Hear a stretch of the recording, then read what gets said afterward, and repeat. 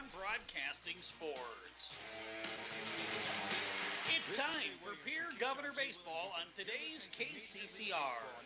Pierre Governor Baseball is brought to you by Bank West, B&B Equipment, the Association of South Dakota Weed and Pest, and Fisher Rounds and Associates. There's a fly ball out to left field. Going back on it deep is Rue. He's going to turn and watch it sail over for a home run. And Andy Gordon, his first home run of the season, first home run of his career. And by Sioux Nation, Black Hills Federal Credit Union, Overhead Door Company, Service Master, and All Around Graphics. The 2-1 pitch. Stout out towards right field. Did he get enough of it? Is it going to go? And walk off. Grand slam for Garrett Stout. Here, Governor Baseball is also brought to you by Nystrom Electric, Wagner Auto, Agtegra, AirTech. Overhead Door Company of Pierre is a locally owned business specializing in the sale, service, and installation of residential and commercial garage doors. They provide quality, dependable products with constant service and the peace of mind you need. Overhead Door is one of the most recognized and most respected brand in the garage door industry. For installation and repairs, call Overhead Door Company today at 224-6200. That's 224-6200. Gas, First Dakota National Bank, and Lamb Motor. We'll take off for a second. Dean out towards right field. That one is going to get out for Bennett Dean. 5 runs driven in. Pierre Governor Baseball is also brought to you by Oahe Federal Credit Union, Olson Plumbing, Todd's Electric, Kruger Contracting, Midwest Cooperative, Gateway Ford, Lincoln, and Toyota, and Shane's Pharmacy. And now let's go to the booth for the call of today's game with KCCR Sports Director John Winkler. And we welcome you to Mitchell High School, Mitchell at Caldwell Park, as Mitchell High School is hosting the Pierre Governors in this great doubleheader. A fantastic day here on this Saturday afternoon as the Governors look to remain perfect. They come in at 4-0. Mitchell also looking to remain perfect. They're coming in at 2-0 after beating Yankton on Monday. And again, the Govs won last Friday and Saturday against Rapid City Stevens and Central. John Winkler alongside Greg Dean here on this beautiful Saturday afternoon. And Greg, there's a lot of guys that we recognize from last summer when it comes to what the Pierre Post-8 team played against the Mitchell team, but there's going to be a lot of same names, but they'll be looking for a better year of experience, more year of experience. Yeah, and the old saying about the best thing about a freshman or a sophomore is the next year they're a sophomore or a junior. I mean, just a little more physical maturity, a little more emotional maturity. The game slows down a little bit more for them, and so I think this Mitchell team is certainly a team on the rise. They handled and swept a doubleheader from Yankton earlier in the week by scores of 10-4, 8-4. So this will be a good test. This will be a good test for the Govs after the weekend sweep out in Rapid City. And Mitchell hit the ball really well in that doubleheader sweep of Yankton. The Pierre Governors, they hit the ball really well because we can get a list of all the guys that didn't have a good weekend last weekend. There's your list. Yeah. Everybody had a good weekend last week and hit the ball hard. They all pitched well. Nobody left.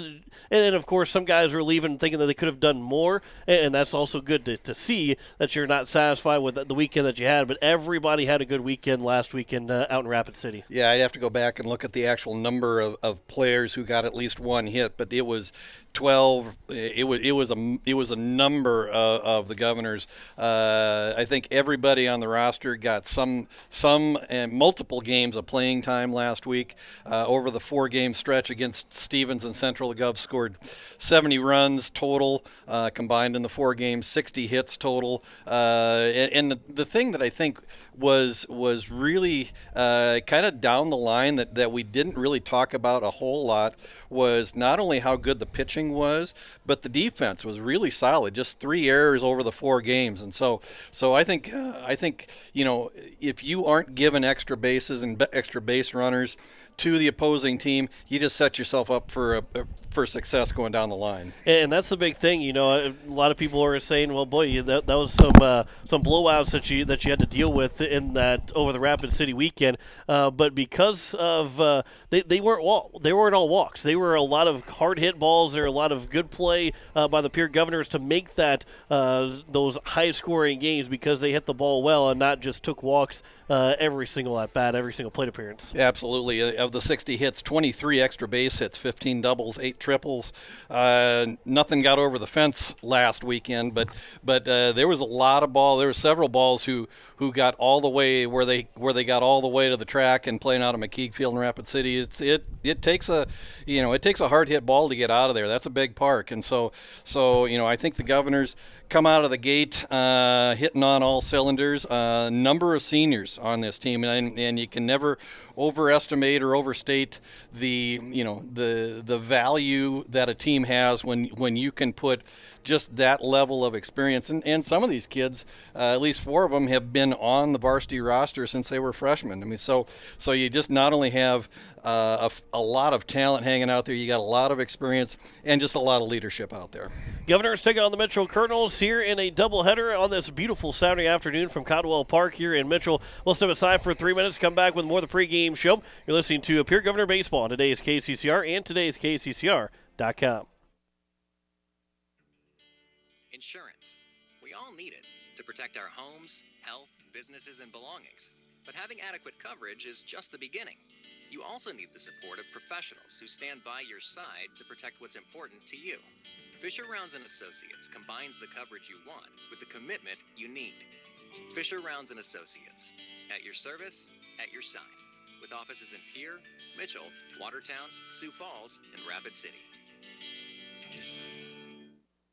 BankWest Insurance has the expertise and resources to deliver personalized service and customized solutions.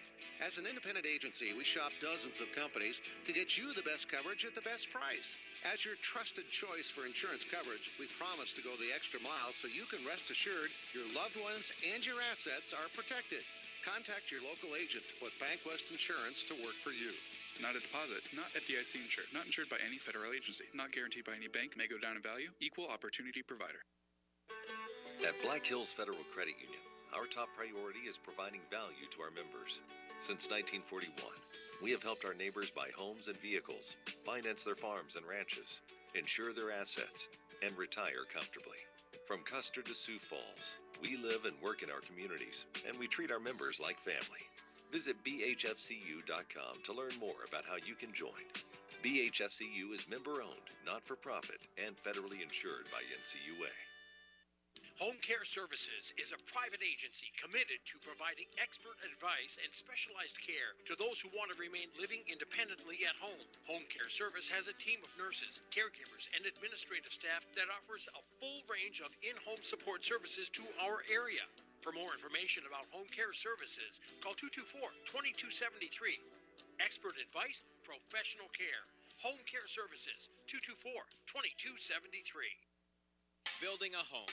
It's the biggest investment most of us make in a lifetime. Not to mention it's a decision that, well, you pretty much live with day and night. The quality of the workmanship stares back at you like a reflection. It also affects the value of your investment. Choosing the right contractor is critical. Kruger Contracting is that contractor. Call 222-2523. Quality workmanship and materials completed on time. Kruger Contracting. In a word, quality. Call 222-2523. Sioux Nation of Fort Pierre knows what that sound is. It's baseball season. They also know that means it's grilling season. Sioux Nation has the Green Mountain Grill choices that you need for those hot dogs and burgers for tailgating. And let's be honest, you know there will be a steak in there too. Visit Sioux Nation of Fort Pierre and see their selection of grills. While you're there, also pick up some seasonings for your grilling needs. Visit Sioux Nation at 504 Deadwood Street, Fort Pierre. As we welcome you back here to Caldwell Park as we get set for a doubleheader between the Mitchell Colonels and the Pierre Governors. John Wickler alongside Greg Dean on this beautiful Saturday afternoon. First pitch is scheduled here about 10 minutes away from first pitch. both teams are coming on in undefeated. Governors are 4-0, Mitchell at 2-0. They played last Monday. The Governors played Friday and Saturday in their first 4 games of the season. But both teams got quality wins to get them moving here in the right direction the 2021 season. Yeah, absolutely. And so somebody's going to come out of here with a blemish on their record, and like I said, this is going to be a couple of good ball games. This Mitchell club, Coach Luke Norden, longtime coach down here for both the high school program and the Legion program, always puts a good team on the field. They're always very competitive. Very fundamentally sound, and so if the Governors are going to win today, they have to play their brand of baseball, and we didn't see a lot of it last weekend, but during the spring you tend to see a lot more small ball, wood bats. The weather conditions just kind of tend to dictate that if you can get a runner on early in the inning, move him over, try to get him around either through a steal, pass ball, base hit, something like that. And so we didn't see a lot of that last weekend. I fully expect to see more bunts, more sacrifices here today. Yeah, and that's the thing too, is because Pierre hit the ball so well in that first game that we saw maybe 2 bunts. I think all of last weekend they hit the ball so well that you almost didn't want to have them bunt. Here's might be a different story. Joe Schmidt's going to be on the mound for the Mitchell Colonels. He's out of the 5 games that the Governors will have played after this game concludes. It's without a doubt that he's the best pitcher that they're going to see out of those first 5 games. So, and that's before even Schmidt takes him out for the first time this season. So you might see some more small ball, and because games might be a little bit tighter here in these 2, that you'll see the Governors square up, bunt the ball a little bit more, move guys over, and that will pay dividends down the road, even if they're not successful here in this game. Pay dividends down the road towards the end of the year, because again, wood bat league, you don't see the ball fly as much as what you do when it comes to Legion baseball. Yeah, and again, I think the Govs are still trying to figure out. I think there's still some competition at a couple of different positions on the field. We will likely see a variety of players at a couple of positions. I think especially the corner outfield positions, maybe a couple of the infield positions. So we'll see a lot of different kids have an opportunity to prove themselves, I think, throughout both ends of this doubleheader.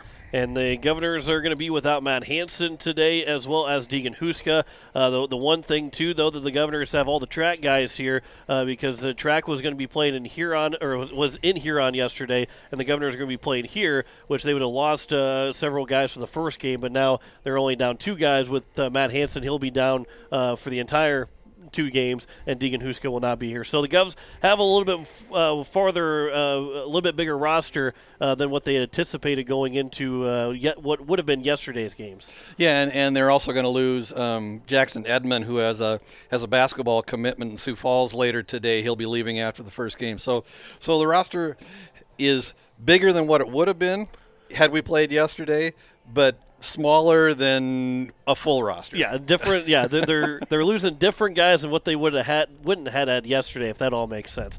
Governors and Mitchell Colonels coming up here. First pitch is moments away. We'll step aside for 3 minutes, come back, and have first pitch for you next. You're listening to Pierre Governor Baseball on today's KCCR and today's KCCR.com.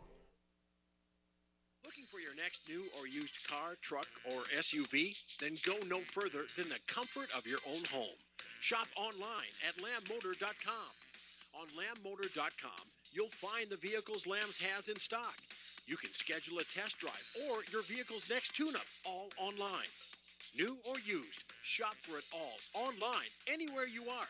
Lamb Motor has the right vehicle for you. Lamb Motor in Oneida and online, lambmotor.com.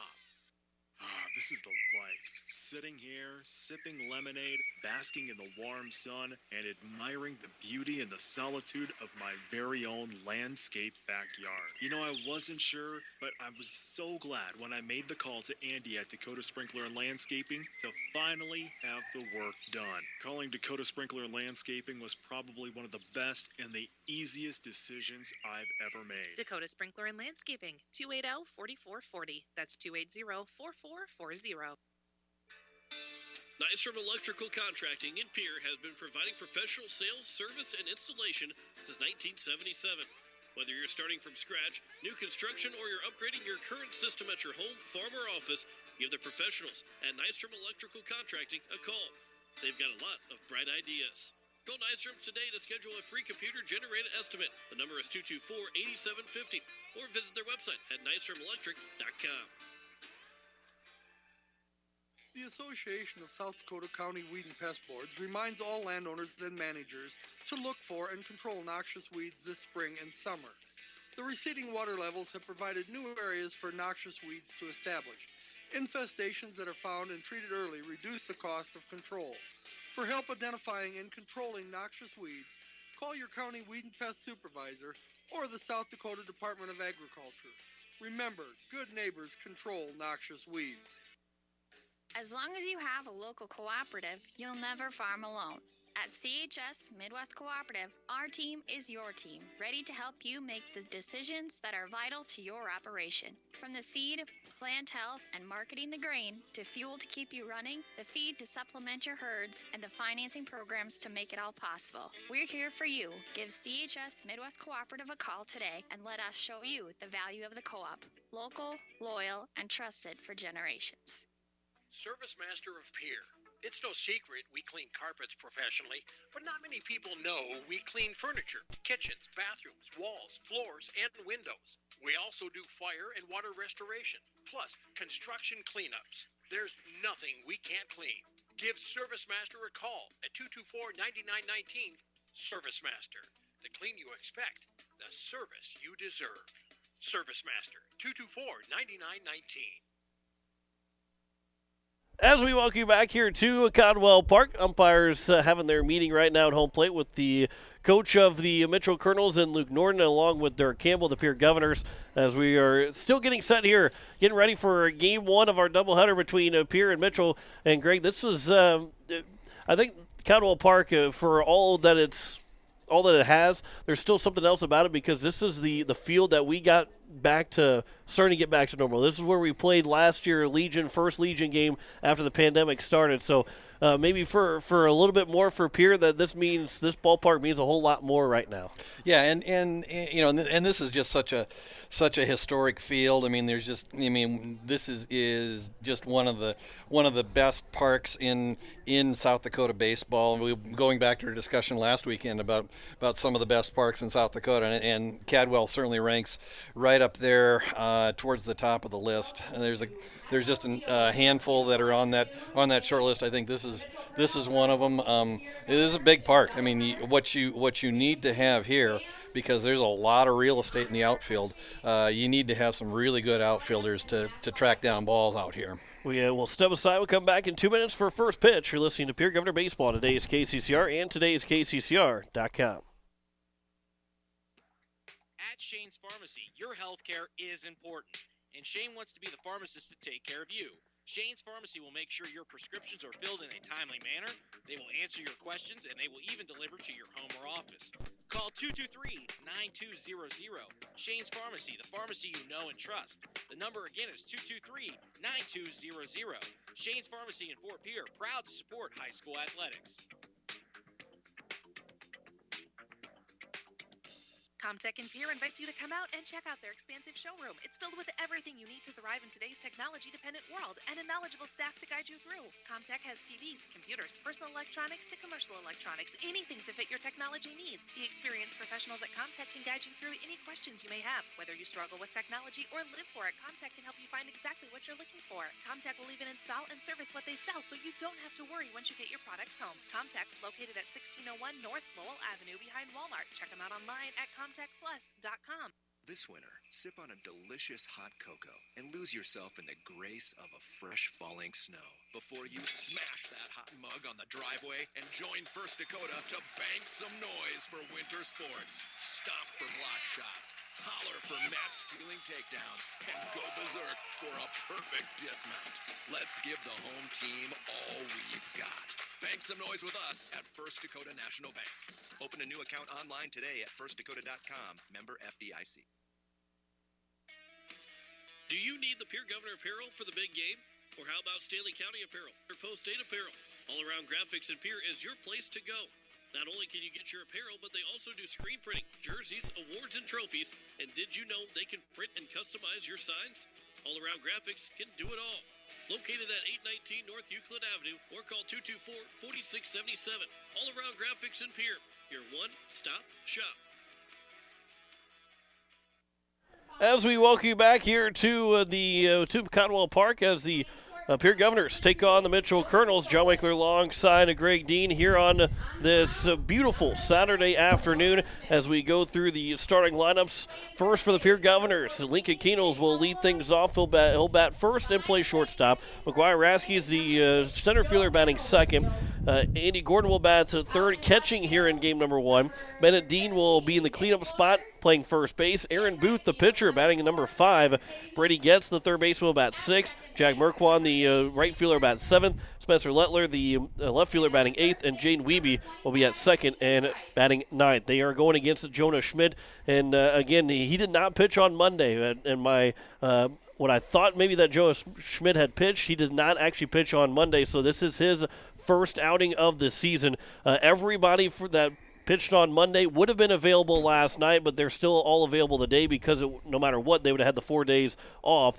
But Jonah Schmidt getting his first action of 2021 on the mound, and he's a good pitcher, Greg. The Govs will have to be ready to swing the bats because he's not going to fall behind too many counts. Yeah, and Jonah Schmidt comes from a long line of baseball players, and so you have to believe that Coach Norden dialed up and handed the ball probably to one of their top pitchers in order to take on the Govs today. So here is Lincoln Keenels. The first pitch is on its way, and right down the middle for strike one at 1:01 here on this beautiful Saturday afternoon at KCCR Pierre, a Riverfront broadcasting station. The 0-1 pitch from the right-hander Schmidt to Keenels is upstairs, and it's now 1-1. Not too many guys have as good of a weekend that Lincoln Keenels have. Sometimes they don't have as good seasons as what Lincoln Keenels had last weekend, having 5 triples in 4 games. 1-1 pitch is a curveball, and it's now 1-2 to the leadoff hitter Lincoln Keenels. Batting .688 to the first weekend with 5 triples, 7 extra base hits in total. That's a pretty good weekend. Yeah, and like you said, there's a lot of baseball players would take those numbers for the season. The 1-2 pitch is inside and is now 2-2, the leadoff hitter. Lincoln Keenels, who, again, 5 triples last weekend, scored 14 times, had 16 at-bats, 20 plate appearances, scored 14 times, but he swings and misses there, and there's the first outs as he goes down on strikes, and that will bring up the number 2 hitter, and McGuire Rasky. And McGuire Rasky comes in after that first weekend, batting .375, 3 singles, 3 doubles. The left-handed hitting center fielder. Here's the first pitch. That one's outside for ball 1. See when Rasky potentially he might be on the mound at some point today. Might wait till Harrisburg. It depends on how he feels and what the game dictates as well. Here's the 1-0 pitch. And that was over for strike 1. Rasky was going to be well behind on it. He checked his swing, but it was a called strike anyway. Good velocity from Schmidt early on here. I mean, he's really trying to establish that fastball early on, and he did a nice job of it against Keenholz in that first at-bat. 1-1 pitch is high and outside, and it's now 2-1 to McGuire Rasky. Andy Gordon, the catcher, is on deck. Might see Gordon stay behind. Well, Jake Larson, we might see Jacob Larson be behind the plate in game 2 potentially. Here's the 2-1 pitch. As outside, and it's now 3-1. Here's the fun of having a Jace Larson on Mitchell and a Jacob Larson on Pierre. And make sure that we're careful on how we say those guys' names. The right-hander delivers the 3-1 pitch outside, and it's a 1-out walk. And there's the first base runner of the game for the Pierre Governors. 58 degrees at first pitch today here at Cadwell Park in Mitchell, South Dakota. Bright, sunshiny day, not a cloud in the sky, but the wind is out of the northwest at 12 miles an hour. It feels a little more than that as we're sitting up here in the press box, but coming out of the northwest, this field faces to the northeast, so it's going to take a pretty good shot to get something out into left field, as it's going to be riding into the wind most of that time.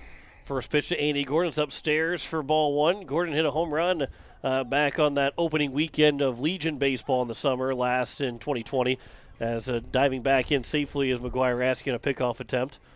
That was his first home run of his Legion career, would have been his high school career as well.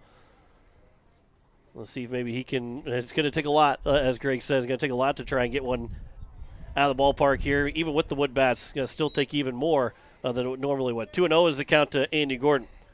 After getting the strikeout to begin the top of the first, it's been 6 of the last 7 have been balls from Jonah Schmidt. Schmidt's been able to locate the fastball, but he has not been able to get that second pitch over, and now he's struggling a little bit in the Rasky at bat now early on in the Gordon at bat to try to locate that fastball after doing a nice job against Keenholz to lead off the game. The count is 3-0 to Andy Gordon. From the stretch, the 3-0 pitch. Rasky is running. It's going to be ball 4 anyway. So first and second now with back-to-back walks issued by Jonah Schmidt. Around the horn defensively for the Mitchell Colonels, Nick Lord is out in left, Parker Bollinger is in center, and Carson Fahey is in right. Jake Helloyd at third, Dylan Sulek at short. It is going to be Jace Larson at second, Ethan Price at first, and Joe Van Overshield is behind the plate. As Jonah Schmidt now has got to try and find a way to get a ground ball here of Bennett Dean to see if he can get out of this. First pitch from Schmidt to Dean. That is upstairs, and it's going to be 6 straight that have missed. Probably about 8 straight now that have missed from Jonah Schmidt. With first and second here and 1 down. Bennett Dean hitting .400 through his first weekend, 2 for 5 last weekend. Here's the 1-0 pitch. That is over for strike 1, and it's now 1-1. Dean threw in game 2 of that weekend on game 2 of Friday. And again, with the using a lot of guys, you're kind of building the arm strength back up for a lot of these pitchers. 1-1 pitch. That one is at the knees, and it's now 1-2. And Schmidt's maybe looking for his second strikeout now. Dean's got to protect. Yeah, and what you want to do right now is just try to choke up a little bit, put the ball in play, not try to do too much. Down 1-2 in the count. 1-2 pitch. That one's fouled back, and it remains at 1-2. First ball we've seen hit by anybody so far. That was the first foul ball that we've had. Gets back out into the parking lot.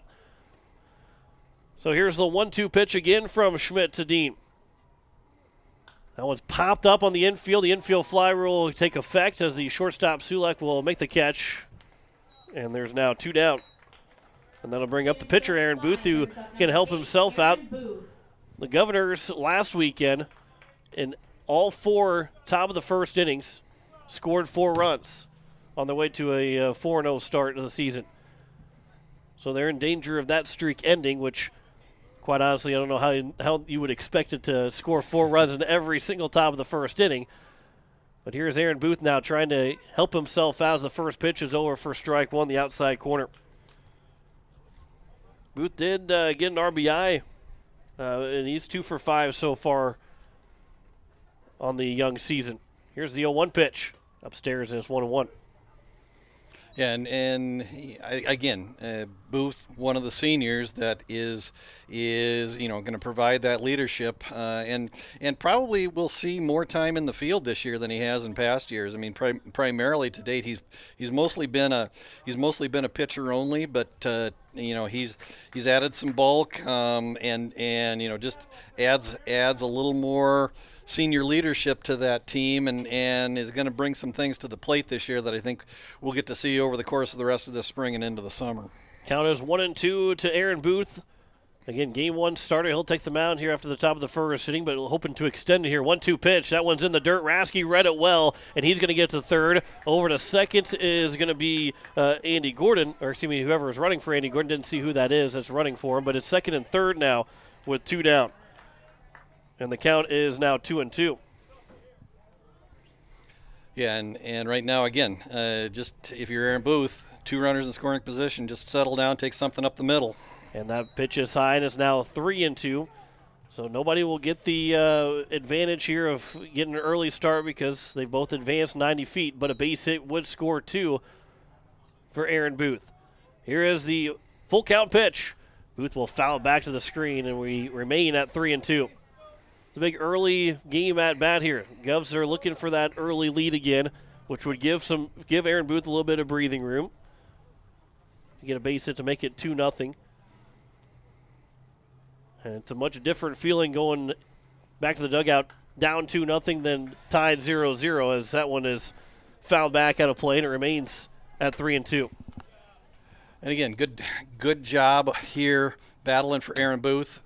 And again, if you can make the opposing pitcher grind in at bat and just put a few more pitches on the arm, especially here early in the game, the better chance you have of getting that starter out quicker in the game. 3-2 pitch is outside. It is taken for ball 4, and the bases are now loaded on the third walk issued of the inning by Jonah Schmidt. And that'll bring up Brady Getz, the third baseman. Brings up number 27, Brady Have a Getz. runner for Aaron Booth. It looks like it's going to be Cade Kaiser that will run for Booth. And you got Brecken Kruger out on, I think that's Brecken Kruger out on second base. Let's run for Andy Gordon. So Kruger will be the courtesy runner for Gordon, and Kaiser the courtesy runner for Booth. Here's the first pitch with the bases loaded to Brady Getz, and that is at the letters for strike 1. Greg Dean also is 1 for 1 on flies here this afternoon. Got the first one gone. Yeah, that was a big horsefly, trekking around here in the Cadwell Park press box. He looked like he'd been roaming around here for a while based on how big he was. Count is 0-2 here to Brady Getz. He's not roaming around anymore. 0-2 pitch outside, and it's 1-2. This again, going back to your statement a little earlier, John. Just this big at bat. I mean, you certainly don't want to leave the bases loaded and not get something across the plate here in the top of the first inning. I mean, that's a big momentum swing if they can put something on the board right now. 1-2 pitch. There's a swing and a miss, and Jonah Schmidt will get out of it, and that will retire the side. No runs, no hits, no errors, but 3 men left on base. We've played a half an inning, and the Governors have they are tied with a scoreless tie as we head to the bottom of the first. You're listening to Pierre Governor Baseball. Today is KCCR, and today is KCCR.com. Agtegra in Highmore. We pride ourselves on providing our customers with reliable markets, superior services, and quality products. From corn and soybeans to spring and winter wheat, you can trust Agtegra in Highmore with all your grain handling needs. It's all about helping you achieve the best harvest possible. Call Agtegra of Highmore today at 605-846-1379. That's 605-846-1379.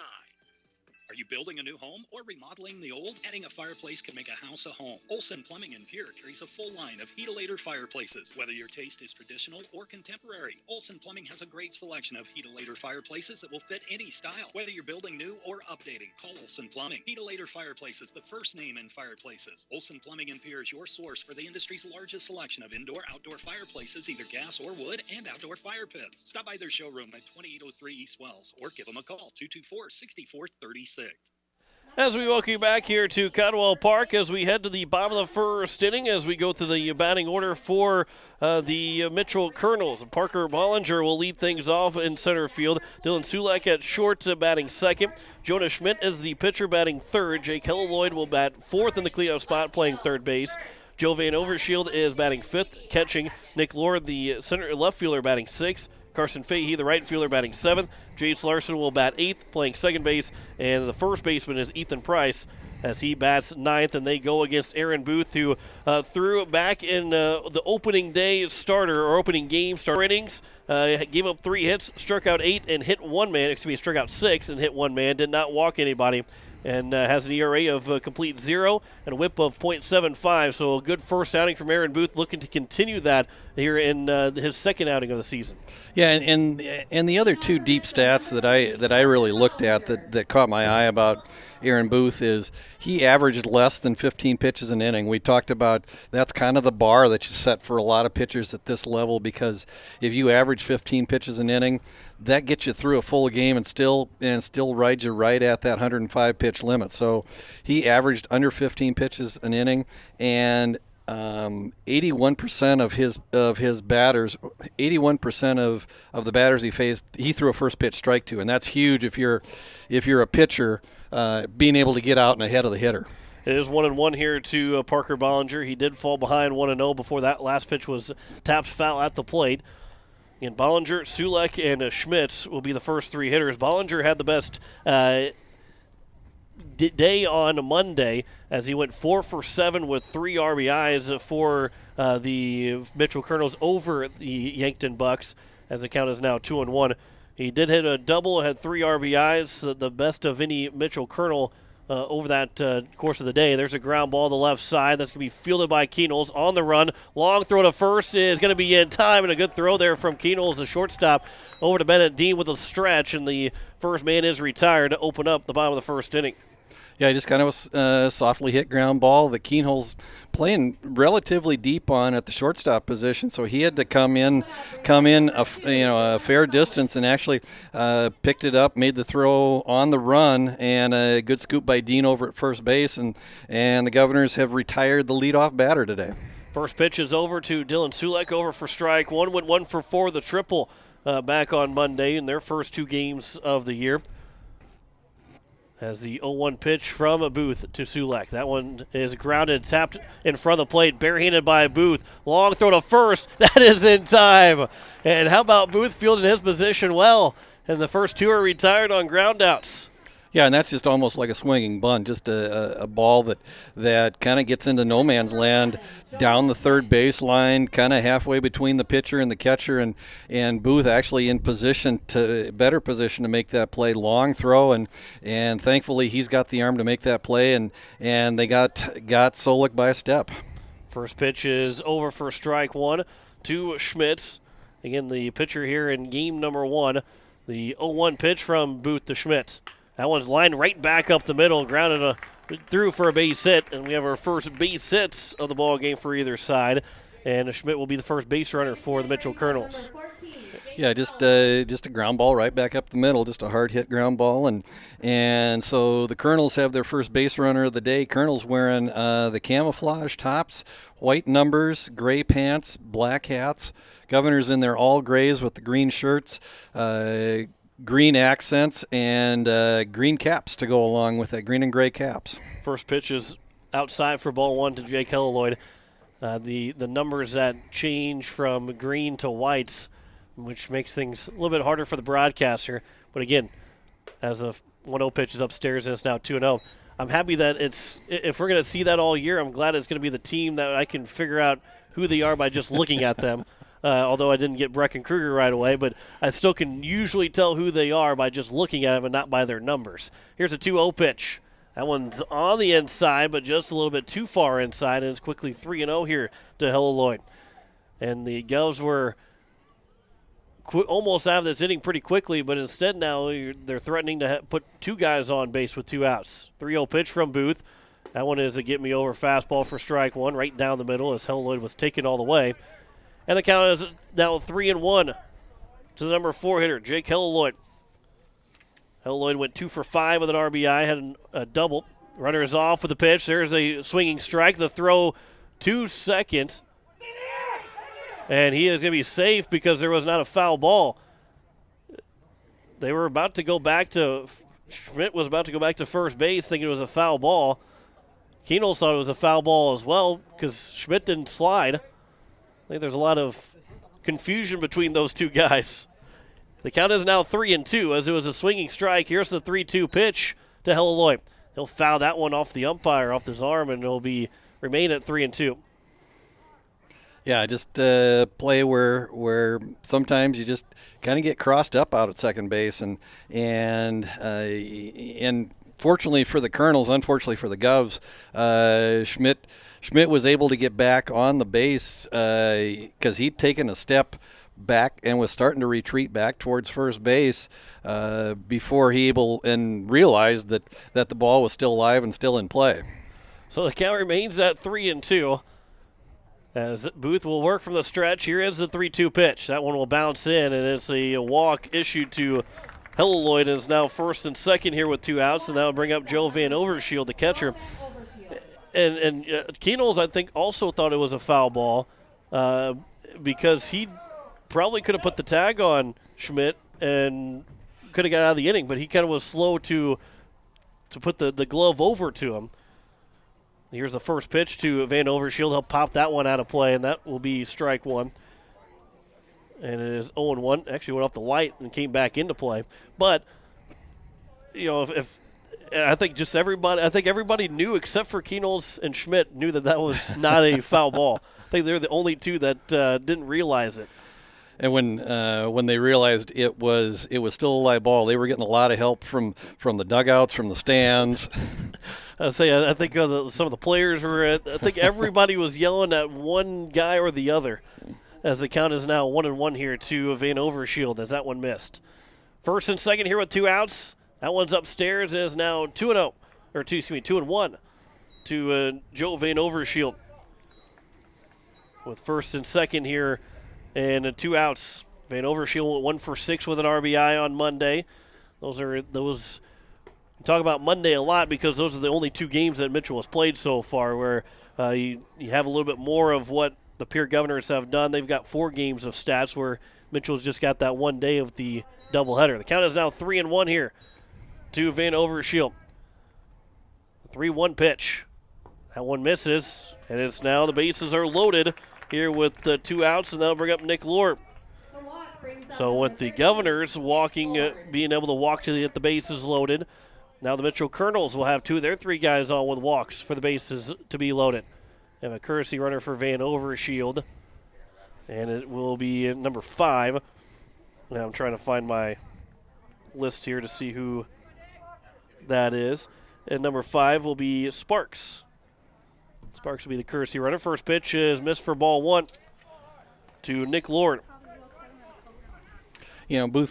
Booth looks like he's got good velocity today. I mean, it's something you would expect. You probably are not going to see much of a change in velocity, but it's just kind of cool today. Like we said, 58 degrees on first pitch with the wind, and so the pitchers on both sides after getting the first batters out are having a little bit of trouble, just staying warm and establishing that pitch count and riding through the rest of this first inning. I think you'll see once they start warming up and have a little bit of a lather, they'll be able to dial in and find the zone a little easier. 2-1 pitch. There's a swing and a miss, and now it's 2-2 after Booth fell behind Nick Lord 2-0.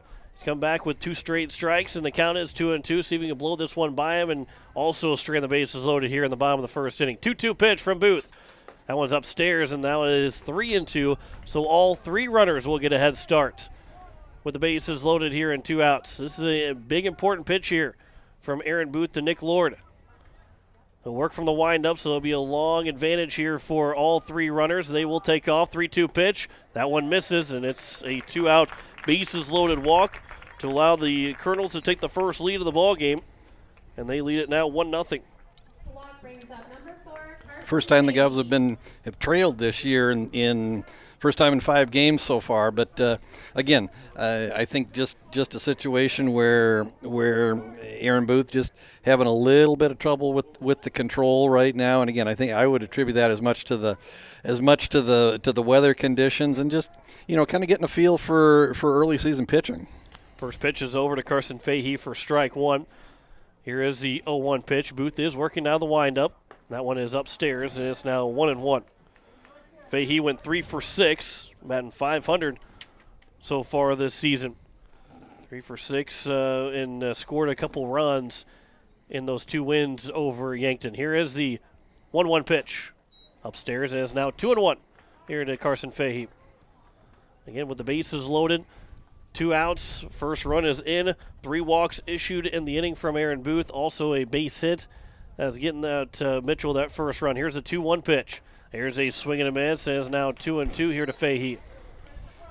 Change up from Booth on 2-1 that just got Fahey a little bit out in front. But if Booth can command that changeup, command that second and third pitch, that makes him tough. 2-2 pitch is just outside, and it's now 3-2. And all 3 runners again will get a head start. And Booth is not wanting to walk another man home. And here comes the 3-2 pitch from Aaron Booth. That one's fouled back. It remains at 3-2. Well, the runner at third, that's Helloyd. He's going to be careful here. He's getting a really big head start, which, with Booth coming out of the windup, that's okay. But might want to Yeah, I think Coach Norton's telling him be a little bit farther down the line just in case he laces one right down the line. Here's a 3-2 pitch. That one's fouled back, and Hilloy did have a little bit more of an angle going towards home plate. Yeah, that was exactly what, just the hand gesture from Coach Luke Norton, coaching third base, was when you get your lead off at third, you need to bow far into foul territory so that in case Fahey rips one down the line. As he does lerp one down the line for a base hit, 2 runs will come in to score. The throw will come to third. It'll get over the head of Brady Getz, and taking second base on the throw will be Fahey. And the Mitchell Colonels have opened it up to a 3-0 lead here in the bottom of the first inning on the 2 RBI single from Carson Fahey.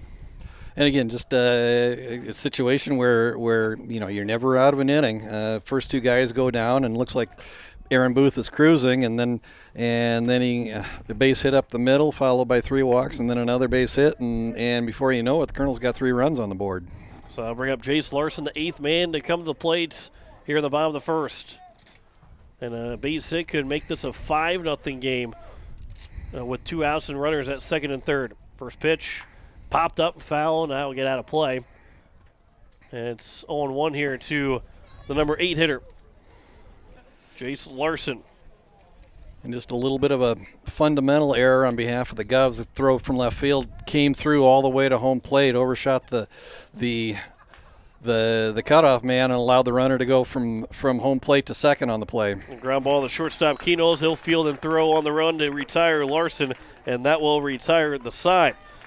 3 runs score in the inning on just 2 hits, no errors, and there were 2 men left on base. We have played a full inning, and it is a 3-0 lead for the Mitchell Colonels. Back in a minute, you're listening to Pierre Governor Baseball on today's KCCR and today's KCCR.com. Electric has a long history of doing electrical work the right way. Economical service, professional work, and customer satisfaction is why they can say that. Fertig Electric can do residential, farm, and commercial projects. Doesn't matter if they are charged with new construction or a remodel project, they get it conducted. Contact the staff at Fertig Electric at 224-8684. They can light a spark into your next project. Fertig Electric, 224-8684. Are you driving a 2014 or newer vehicle? Are there less than 100,000 miles on it? Gateway Ford Lincoln Toyota in Pierre is prepared to give you top dollar. Again, if your ride is 2014 or newer with less than 100,000 miles, Gateway Ford Lincoln Toyota will give you top dollar for it right now. Trade it in or sell it to us. Doesn't matter. Your vehicle has never been worth more than it is right now. Stop in at 518 East Sioux Avenue in Pierre. Call 605-224-7378 and visit gatewayflt.com. As we welcome you back here to Conwell Park as we head to the top of the second inning.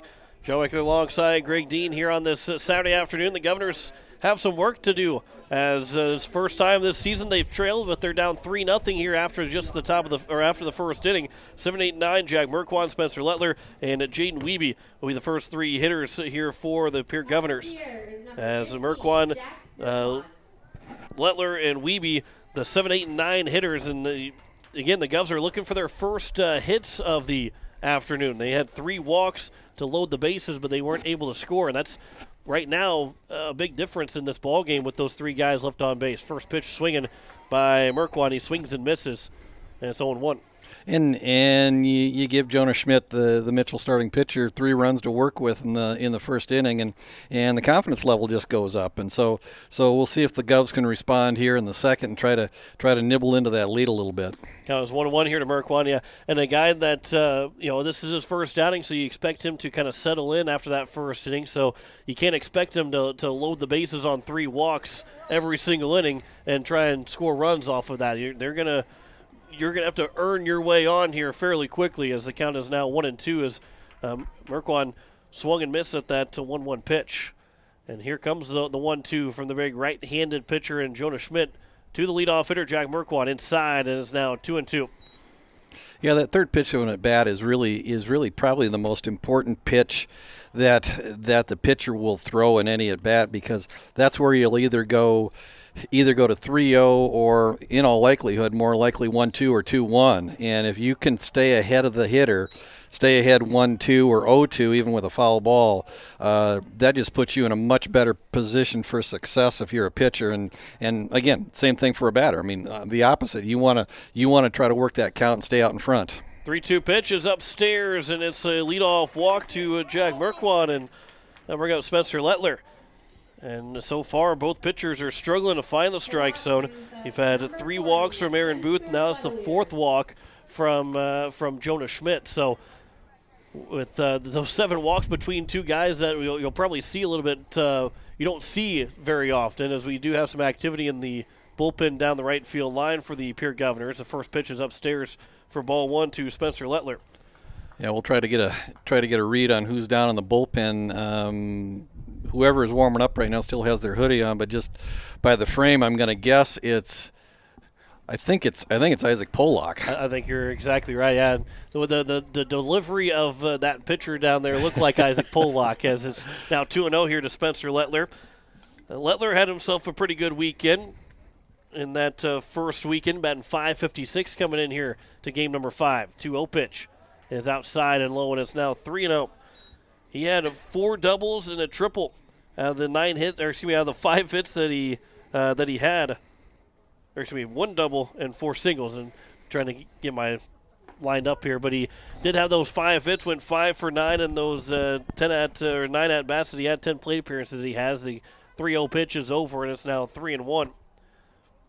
So number 8 hitter with Jaden Wiebe on deck. And if the coaches are using kind of the same barometer that they used last weekend, they're early in the season, you're still trying to establish arm strength, and so they may use that 60 pitch barometer for, kind of the bar for how they're going to handle their pitching staff. And unfortunately for Aaron Booth, like we said, cruising along through the first 2 batters, but then those walks got him in trouble, and ended up with throwing 36 pitches in that first inning. And so if you kind of use that 60 pitch bar as kind of how long you think he may go today, he may only get through 2 innings today if they hold to that 60 pitch count. And Coach Luke Norton is out to talk with the pitcher Jonah Schmidt, who has walked his 2nd straight guy to open up the inning. And in the open, we talked about how Aaron Booth, Jonah Schmidt, they're 2 of the better pitchers here, as probably they're the best pitchers on the pitching staff, or one of the best pitchers on each team's pitching staff, and they've struggled. So, again, that's baseball for itself, that you don't really know exactly. One outing might be bad for each of these guys all year, and this might be the outing that's not very good for both guys. But they're struggling to find it, where we thought maybe we'd be seeing ourselves a pitcher's duel.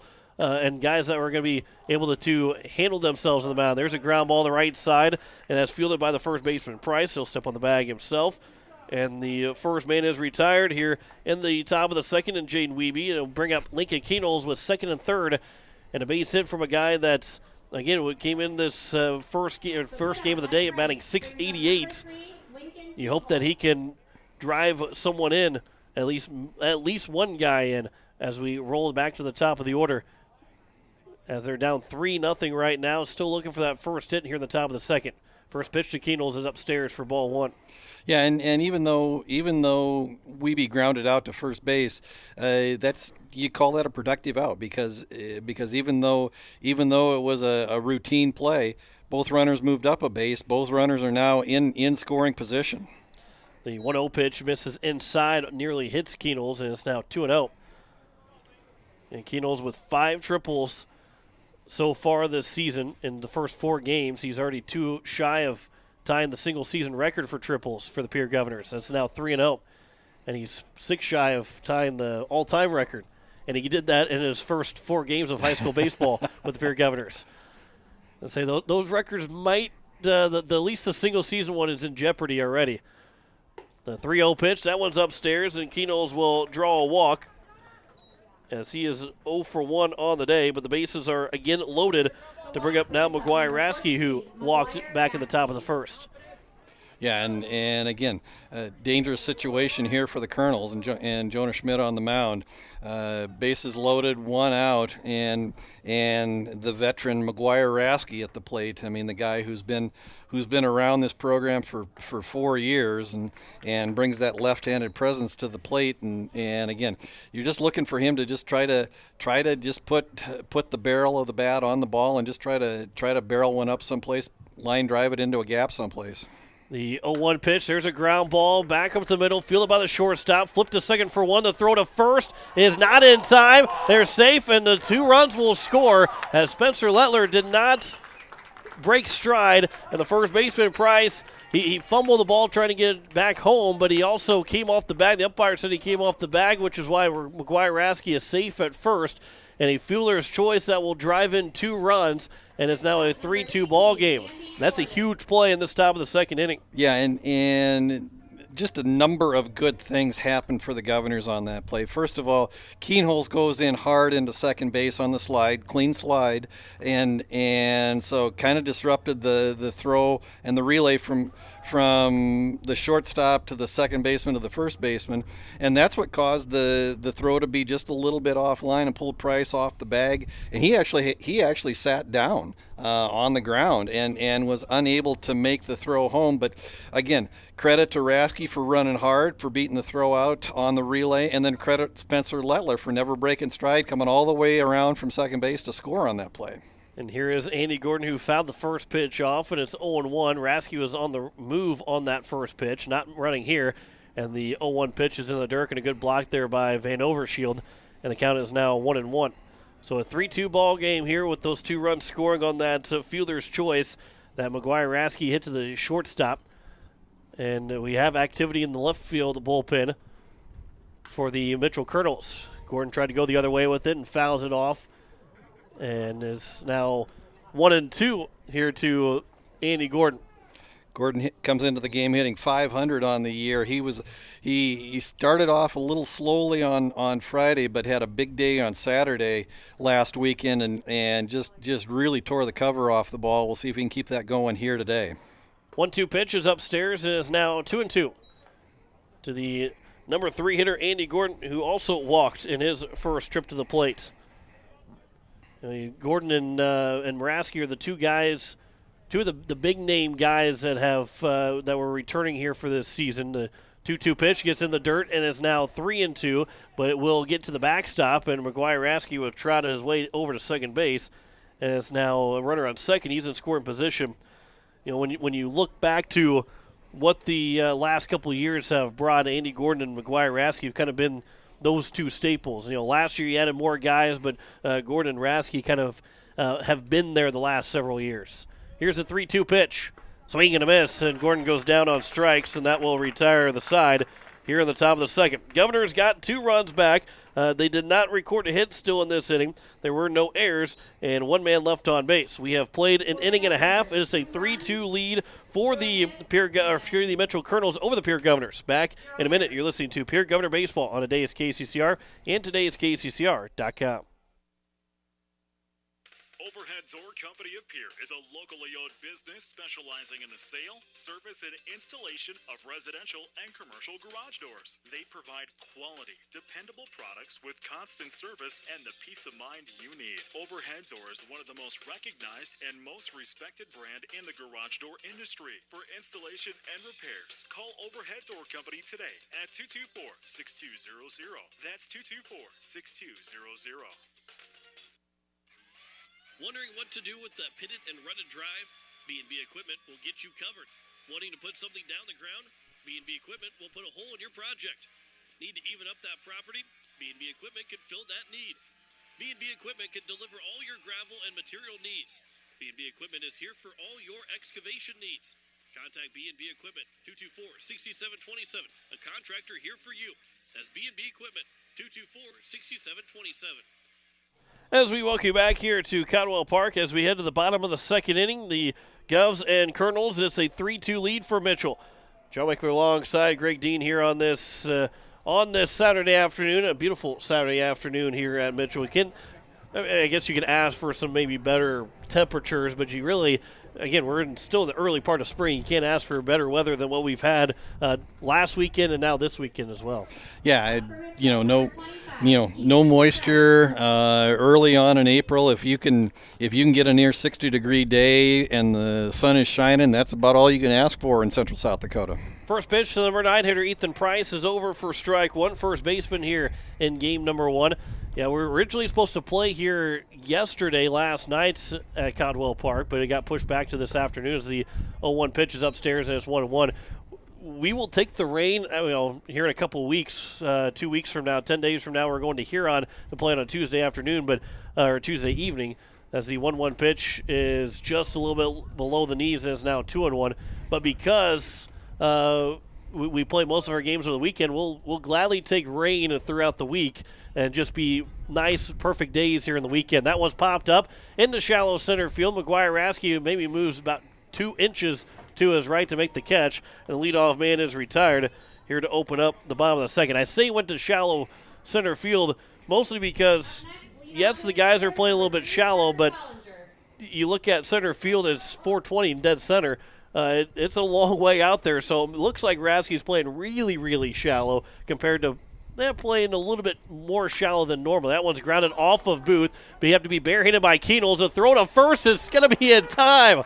There's a 1-6-3 putouts, and Lincoln Keenels with the bare hand to throw to first, and the good stretch by Dean. And the first 2 guys are retired once again here in the bottom of the second. And Aaron Booth just kind of shakes it off like, just kind of like a fly landed on him. Nothing big. He didn't even really flinch after that ball deflected off of his leg over to Keenholz. And a good heads-up play by Keenholz to not give up on the play, because that ball's actually headed right back up the middle. What ended up in center field if it doesn't hit Booth in the leg. First pitch is taken for ball 1 to Dylan Sulek as he grounded back to Booth, or actually hit the swinging bunt that Booth had to bare hand. We've seen 2 barehanded plays here by the Governors in the first 2 innings, and it's now 2-0 to the shortstop.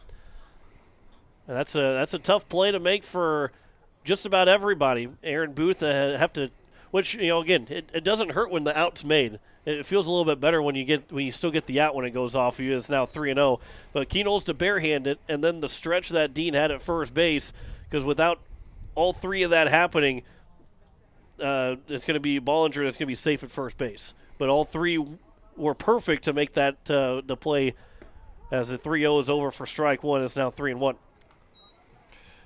Yeah, and you'd really like to see Aaron Booth have a quick inning here, and I think ideally, if you're the Pierre coaching staff, you'd really like to see him get through 4 innings if possible, and that stretches out your bullpen options just a little further. I mean, he's going to be, if he can retire Sulek here, he's going to be about in the mid-40s for pitches, and so a couple of that might be able to get him through 4 innings if he could get a quick inning in the third, but unfortunately Sulek ends up with a walk, and so Colonels again, 2-out base runner. They parlayed that into 3 runs last inning. Let's see if the Govs can shut him down this time.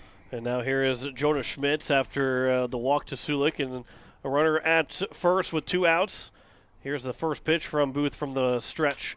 That one's grounded right back to Booth. He will step and throw to first, and it is a retired side here in the bottom of the second. No runs, no hits, no errors, 1 man left on base.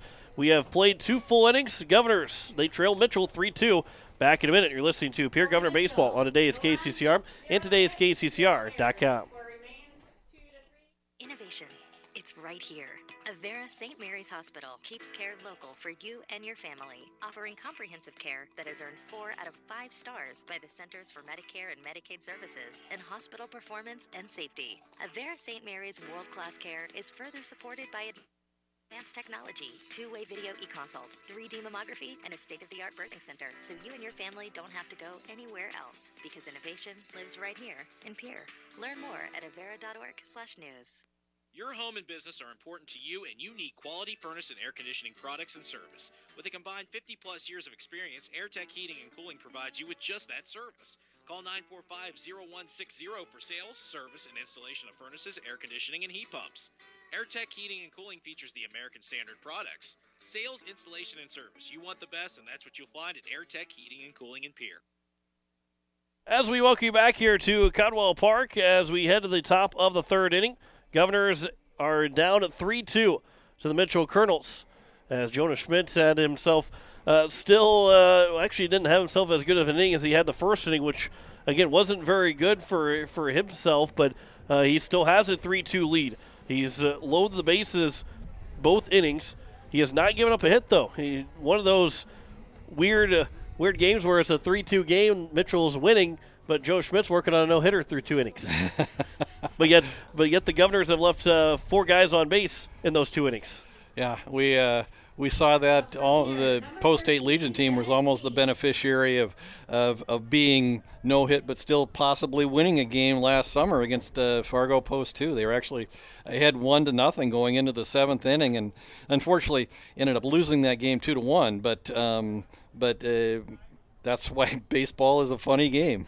As the first pitch misses to Bennett Dean. Yeah, the Governors went from potentially winning a game, being no-hit, to then losing the game and being no-hit. They did not get hit the entire 7 innings, but they had a chance to win that game in the bottom of the 7th, which was one of those, just an odd, you almost got to be there to fully understand how that happened, as the count is now 2-0 here to Bennett Dean. Dean almost got that win against that Fargo team.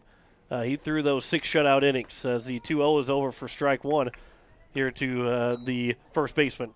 Yeah, I think if I remember right, the run scored on like a walk, a stolen base, an error that moved the runner to third, and then it was either a pass ball or sacrifice fly that scored the run, and so scored the run without without being able to push a hit across, and the Fargo pitching staff was just really solid that day. As the count is now 2-2 here to Dean. From Joe Schmidt, but instead Dean will call time right before Schmidt was started his motion to come home.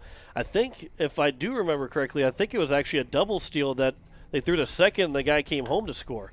Could be wrong. 2-2 pitch is lifted out to left field. The left fielder is over, and Nick Lord will make the catch. The leadoff man is retired here to open up the top of the third inning. But that, just one of those odd plays where he got station to station by different ways, but without actually being hit over to those other areas. Because I don't even think they put the ball in play with those in that inning to get that guy to score. First pitch to Booth is upstairs. He dropped his head, but he almost didn't drop the barrel in time. It almost went off the barrel of the bat, but it is taken high for ball 1. I think you are right. And now that you say that, I think it was on a double steal. There was a runner on first who attempted to steal second. The throw from the catcher went all the way through to second. I think it was Matt Lusk who scored the run for Post-State on the play, and because of that, like I said, against the defending national runners up, Fargo Post 2, Pierre Post-State almost pulled out just one of the flukiest wins you could ever see. As Booth fouls the 0-1 pitch back, and it's now it fouled the pitch back, and it's now 2-1. Here is the 2-1 pitch to Aaron Booth. That one is on the outside edge, and is now 2-2 here to the pitcher. And we did that without even going back to Game Changer and looking it all up. Who says our memories aren't very good? Well, games like that kind of stick out in your mind. I mean, the routine ones where you score based on a base hit, that's not a big deal. But when you can be up 1-0 in a no-hit game and almost beat the defending national runners up, those kind of stick out in your mind. Booth flies out to center field, and there's now 2 down here in the top of the third, and that'll bring up Brady Getz. I already forgot what we were talking about. Oh, no, never mind. Brady Getz is 0 for 1 with a strikeout. And here's the first pitch from Schmidt to Getz. That one comes in here to the third baseman. Yeah, that was a day where we saw some pretty quick baseball games. A lot of good defense play between the 2 games because they ended up losing to Watertown they allowed 5 runs in those two games and went 0-2 because they just couldn't find a way to score on that day. As the count is now 1-1 here to Getz. Gave up a 3-run homer to Watertown. That was the only runs that they scored, and then gave up those 2 runs to Fargo. to finish out their loss 2-1. There's a ground ball on the left side. The shortstop, Sulek, the throw to first is in time. And it is a 1-2-3 inning for Jonah Schmidt, his first of the afternoon. We've played 2.5, and Mitchell has a 3-2 lead over Pierre. Back in a minute, you're listening to Pierre Governor Baseball on today's KCCR and today's KCCR.com. Most of us already know that Gales Gas of Pierre is the place to call for propane. They offer an automatic fill plan so you never have to worry about running out of propane. They accept debit and credit payments or a budget payment plan to spread out the cost throughout the year so you never have surprises when you get your bill. For delivery, convenience, and great customer service, call Gales Gas at 224-5518. That's Gales Gas at 224-5518. No one likes to have electrical problems, but when they happen, call Todd's Electric at 223-2518. With over 28 years of experience, Todd's Electric can handle any type of electrical problem, whether it's residential, commercial, or agricultural. Their knowledgeable staff knows and understands the importance of your home, business, or ag facility and are prepared to help. Call Todd's Electric at 223-2518. That's 223-2518. Todd's Electric, serving the Pierre and Fort Pierre areas. The line to power. As we welcome you back here to Caldwell Park, it is a 3-2 lead for the Mitchell Colonels as we head to the bottom of the third inning. John Winkler alongside Greg Dean here on this Saturday afternoon.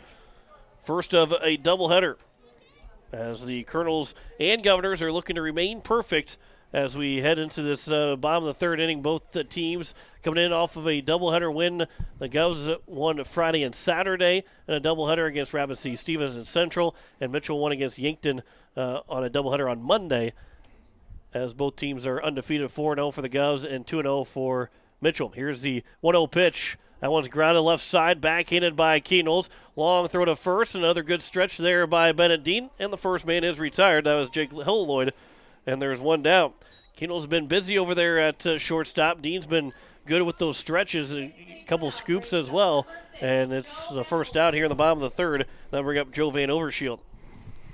No activity now in the Governor bullpen, so unless Booth gets himself into some trouble, you got to believe that the coaching staff is going to let him ride at least through this inning. We'll see how far he goes. Whether if it's a quick inning, we'll see if they bring him back out to start the fourth or not. 0-1 pitch is upstairs and is now 1-1 here to the catcher and Joe Van Overshield, as again the Govs here on the road for their third doubleheader. The 1-1 pitch is fouled back, and it's now 1-2. As we look at the games upcoming, they play Harrisburg next Saturday at 2 and 4. Huron will be then that following Tuesday at 5 and 7. Before finally Govs return home for the first time, taking on Brookings. That will be on that following Friday on April 23rd, and then they go right back on the road again to Harmon and Park, where they'll play in Sioux Falls both Friday and that Saturday. First against Roosevelt, and then Yankton and O'Gorman. As the 2-1 pitch is down low, and is now 3-1. Here to, 3-2. Here to the number 2 hitter in the inning, the number 5 hitter in the order, Joe Van Overshield. We called Van Overshield's name a lot during the football season. Linebacker for the Colonels, and just a sophomore, but he's going to be a big part of the Colonel offense and defense going forward on the football field. He swings and misses on that 3-2 pitch. It was in the dirt, and Gordon throws him out at first base.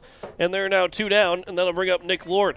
And this is the third straight inning here that Aaron Booth has retired the first 2 guys in the inning.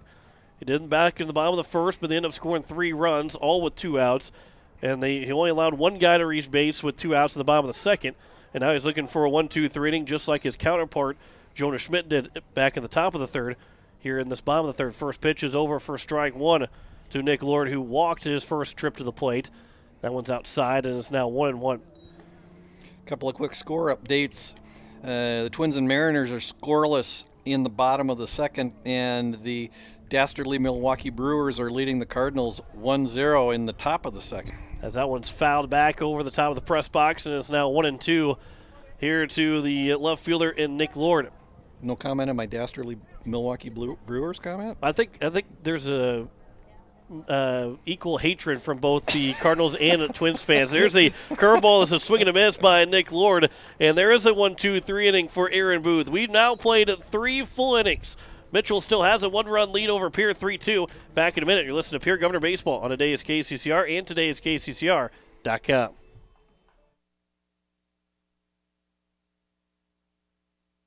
Join Rising Hope 605 and Dustin Evans and the Good Times Band at the Ramcota River Center, Friday, April 23rd from 7 until 11.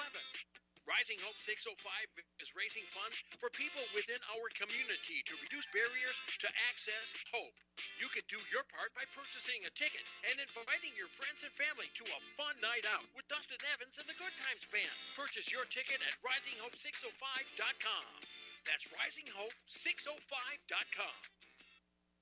Hey, it's Julia from Milwaukee Federal Credit Union, letting you know that our recreational special is back again with terms up to 10 years, no payments for 90 days, and rates as low as 2.4% APR. Apply online or stop in at 221 East Pleasant Drive in Pierre and let Jameson or I get you started.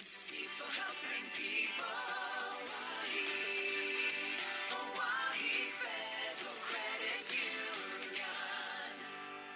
Back here at Conwell Park as it is the top of the 4th. The Governors, they trail 3-2.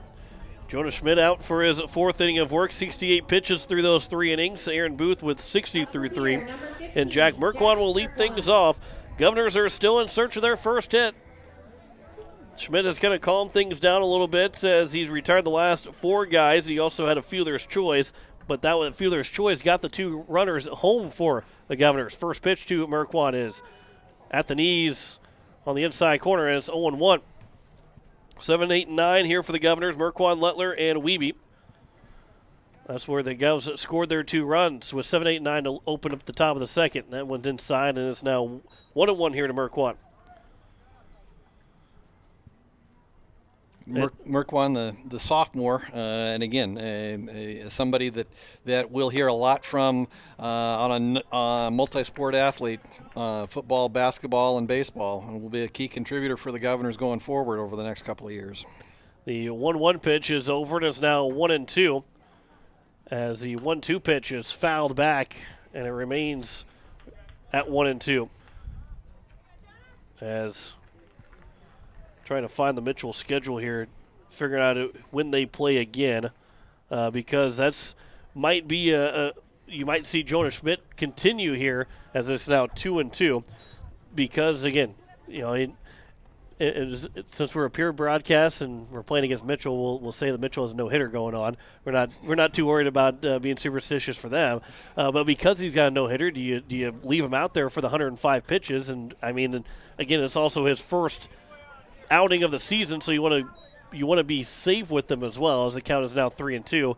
But as he settled in, you know, and depending on their schedule, you might say, well, it doesn't matter because he doesn't have to pitch here the next 4 games, 4 days. As the 3-2 pitch is a swing and a miss by Merkwan, and there's the first out of the top of the 4th. Third time that leadoff man has been retired. Mitchell's got, they go to Sioux Falls to play O'Gorman on Tuesday in a single game. As that was a chopper by Lettler off the glove of Price. Not going to be a base hit, but the man is aboard, and Spencer Lettler on the error charge to the first baseman. And it will be now a runner on first with 1 down here in the top of the 4th inning. Bring up Jaden Wiebe. Mitchell goes to Sioux Falls to play O'Gorman for a single game on Tuesday night. Then they host Harrisburg for a doubleheader on Thursday before Douglas comes in for a pair of games on Friday. And so you can go past that 80 pitch count mark and only have him gone for 1 game against O'Gorman on Tuesday. The first pitch is outside for ball 1 to Jaden Wiebe. And he's getting pretty close there anyway. He's already at 68 going into this inning. Runner is off for a second. The pitch is low, and it goes off the glove of Van Overshield, so a steal for Spencer Lettler. And the count is 2-0, and the tying run is in scoring position here with 1 down the top of the 4th. But I think the other thing you got to keep in mind, John, too, is with the pitch count rules being what they are, Mitchell having to play 7 games in the next 7 days. I mean, you want to make sure that Schmidt's available somewhere later on in that schedule, either on that Thursday against Harrisburg or Friday against Douglas. And of course, because it's his first outing too, you're not really sure how pitchers are going to respond in their first outing of the season, on how far they can go before their arm starts to give them trouble. As the 3-0 is over, and it's now 3-1 to Jaden Wiebe with Lincoln Keenels at the top of the order on deck. Some guys, they can go out in the opening day, the first time that they hit the mound, and they can go 105 pitches without any problem. As the 3-1 is upstairs, and another walk has been issued in his first and second with Lincoln Keenels. Then the next guy goes out with his first outing and give him 30 pitches and say, okay, I got to have somebody else come in for me. I can't, my arm's not to that point yet. And it all depends too, but that will do it for Jonah Schmidt. He will leave the game with first and second and 1 down here at the top of the 4th. We'll have the changes for you after this minute break. You're listening to Pierre Governor Baseball on today's KCCR and today's KCCR.com. Pierre Sports Center is your local Ranger Boat and Mercury Outboard dealer. They're a must-see for your Ranger boat needs. See their selection of Mercury Outboard motors for more power. Pierre Sports Center can help you with financing and other boating needs. Need service for your boat or trailer to keep you going? Pierre Sports Center is your one-stop shop. Pierre Sports Center, Ranger Boats, and Mercury Outboard. A combination that can't be beat. Pierre Sports Center, 1440 North Garfield Avenue in Pierre. Or give them a call, 224-5546. When you want the best prices and best selection, go to Wegner Auto in Pierre. The certified sales staff at Wegner Auto will provide you service after the sale and how to get easy financing. Check out their website, WegnerAuto.com, or stop in. They have the best prices and won't be undersold. Wegner Auto has the region's largest selection with over 280 new and quality pre-owned vehicles. GM certified pre-owned vehicles give you peace of mind with their 12-month or 12,000-mile bumper-to-bumper warranty and 5-year or 100,000-mile powertrain warranty. Log on to WegnerAuto.com or stop by Wegner Auto in Pierre, South Dakota's oldest auto dealer since 1907. As we welcome you back here to the Conwell Park in Mitchell, as John Wickler alongside Greg Dean, it is going to be Dylan Sulek that is going to be on the mound now for the Mitchell Colonels. And he will deal with first and second and 1 down, as Lincoln Keenels will be the hitter, top of the order for the Pierre Governors. And this is a big spot in this ball game for Sulek to come in. And Joe Schmidt is on the hook for those 2 guys out in first and second. As Lincoln Keenels, who is 0 for 1 with a strikeout and walk, will step to the plate. First pitch from Sulek to Keenels. That one bounces in the dirt, and a good stop there. A huge stop there from Joe Van Overshield.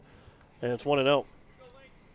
Yeah, and looking back at the games on Monday, this is Solek's first outing of the year as well. So a tough situation to put Solek in with the runners on first and second, 1 out here in a 1-run ball game. Swing and a miss there by Keenels, and it's now 1-1. Spencer Lettler is on at second. Jaden Wiebe is on at first. Solek will go from the stretch, get the sign, check the runners, and the 1-1 pitch to leadoff man in the batting order in Lincoln Keenels. A couple checks at second, and time has been called by Keenels. 3-2 is their score here at the top of the 4th. Mitchell scored their first 3 runs in the bottom of the first inning. The Govs were able to respond with 2 in the top of the second. It was 1, 2, 3 innings for both Mitchell and Pierre in the 3rd inning. Here's the 1-1 pitch. That one will bounce again, and another good block there from Van Overshield. He blocked that right into his glove.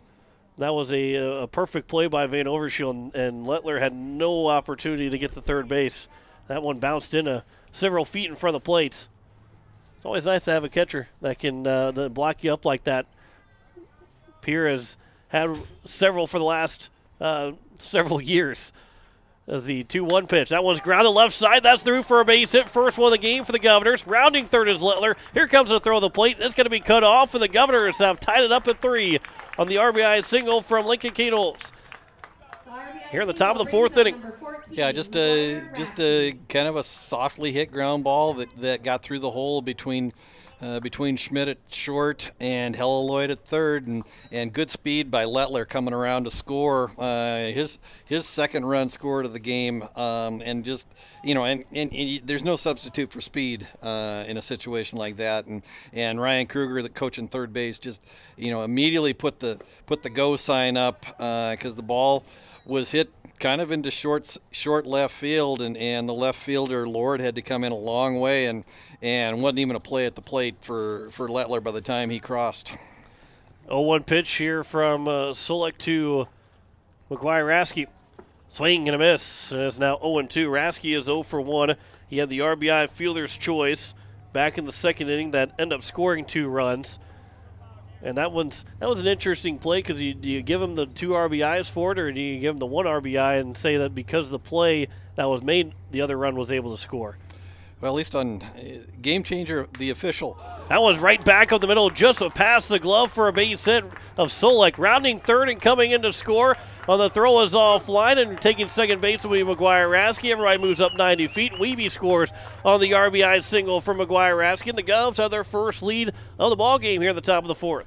Yeah, and again, just a little bit of a fundamental error on the throw coming through from Bollinger. The throw coming all the way through, even though the ball was fielded in fairly short center field, the throw coming all the way through to home plate allowed Rasky to go from first to second on the throw, and so the Governors now have runners in scoring position, second and third with 1 out, and now the Govs are playing with the lead, 4-3 here in the top of the fourth. And Andy Gordon is up to the plate. First pitch is outside for ball 1. So the Govs dug themselves a hole, down 3-0 in the bottom of the first inning. Picked their way out of it, and now have the lead and can add to it. Gordon's 1-0 pitch to him is upstairs and a little bit outside, and it's now 2-0. Gordon 0 for 1 with a walk and a strikeout. Govs took them all the way to the third time of the order to get their first hits, and they've gotten back-to-back base hits with RBIs from both Keenels and Rasky. That one will bounce in, and another good stop there from Van Overshield. And the count is 3-0 here to Gordon. On deck is Bennett Dean, the cleanup hitter, here in game number 1. And he could be potentially hitting with the bases loaded. No action in the left field bullpen. Here is the 3-0 pitch. That one is over for strike 1, and it's now 3-1. Gordon taking all the way at 3-0, and again, just a good take from Gordon. Colonel's a little bit on the ropes here as the Govs rally here in the top of the fourth and played a couple of runs. Here is the 3-1 pitch. That is outside, and the bases will be loaded for the cleanup hitter in Bennett Dean to bat now with the bases loaded. And that'll bring up Bennett Dean. So Bennett Dean, who is 0 for 2, popped up into the I've already forgot what I'm trying to say here. Popped up into the infield fly rule. There we go. Thank you, Greg. I appreciate you having on the broadcast here with me today. He also flew out of the left fielder. First pitch to Bennett Dean is over for strike 1.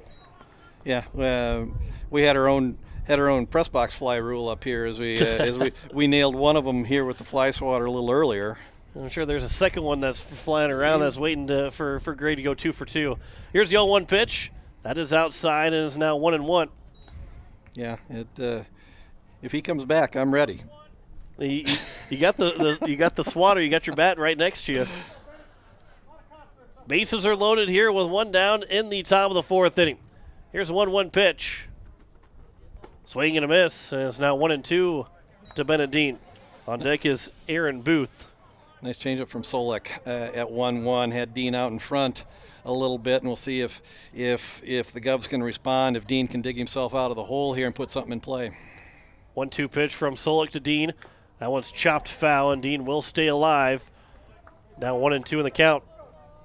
Isaac Pollock was warming up in the bullpen. He is back to the dugout. Aaron Booth is at least going to hit for himself with 1 down in the top of the fourth. Or potentially could be having himself a pretty big lead if Bennett Dean can put one somewhere in the outfield. 1-2 pitch. That is outside, and it's now 2-2. It's a tough take there from Dean, but good eyes there from Bennett Dean. And again, just you don't need to do too much right here at 2-2 and 1 out. You got something to the right side, something to the outfield. Try to plate one more run here. Here's the 2-2 pitch. Dean pops it up on the infield. Another infield fly rule will come into effect. Doesn't matter if it drops or not. It does drop right in the middle of the mound. But Bennett Dean is still retired. And there's now 2 down here in the top of the 4th.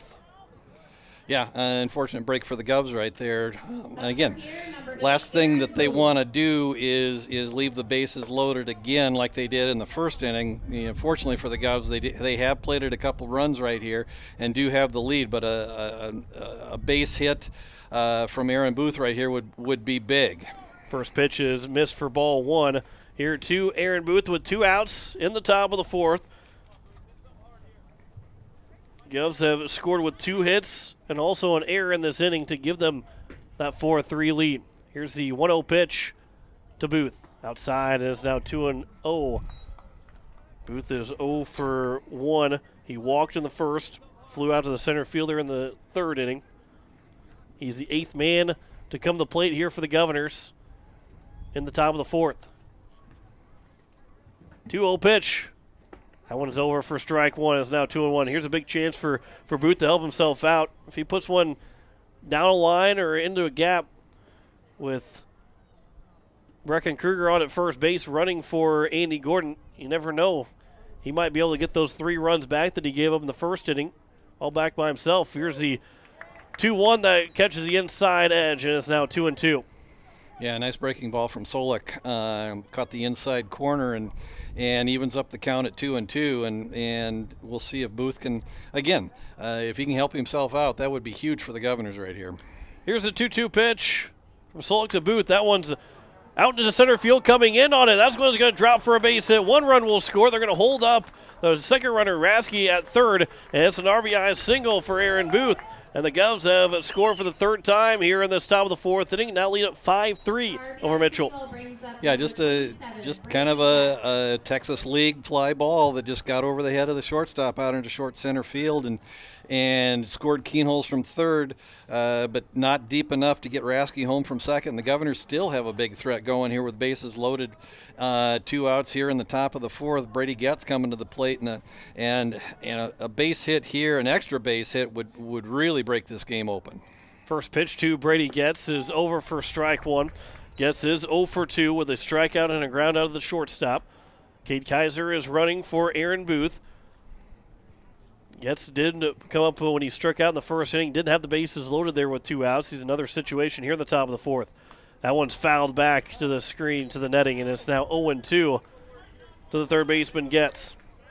Again, this is a big at-bat, another big at-bat here for the Governors. They lead by 2, but a base hit could put them up by 4.